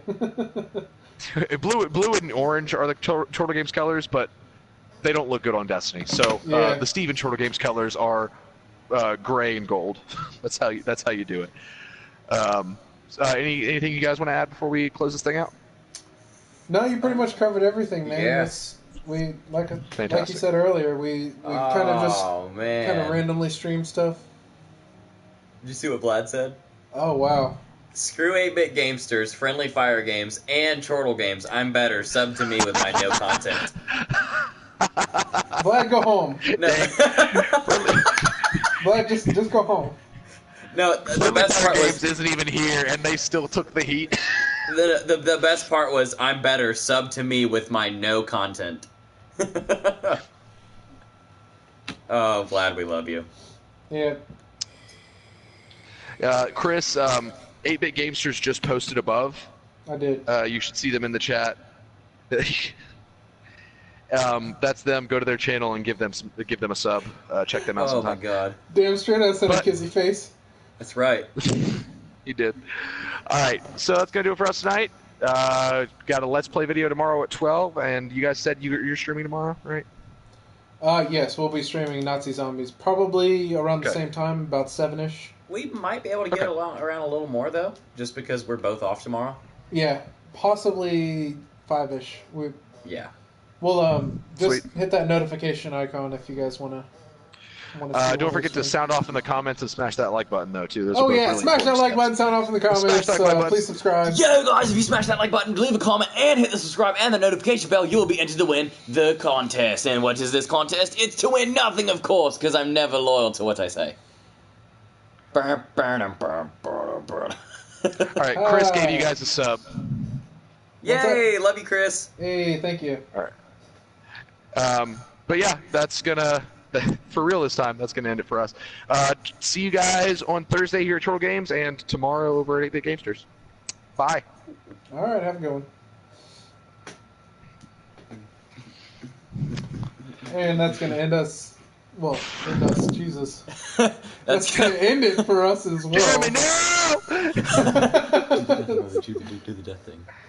Well, I'm gonna die now, so Because you it's guys, time to die. You guys have a great night, and thank you for watching. Peace. Just kidding.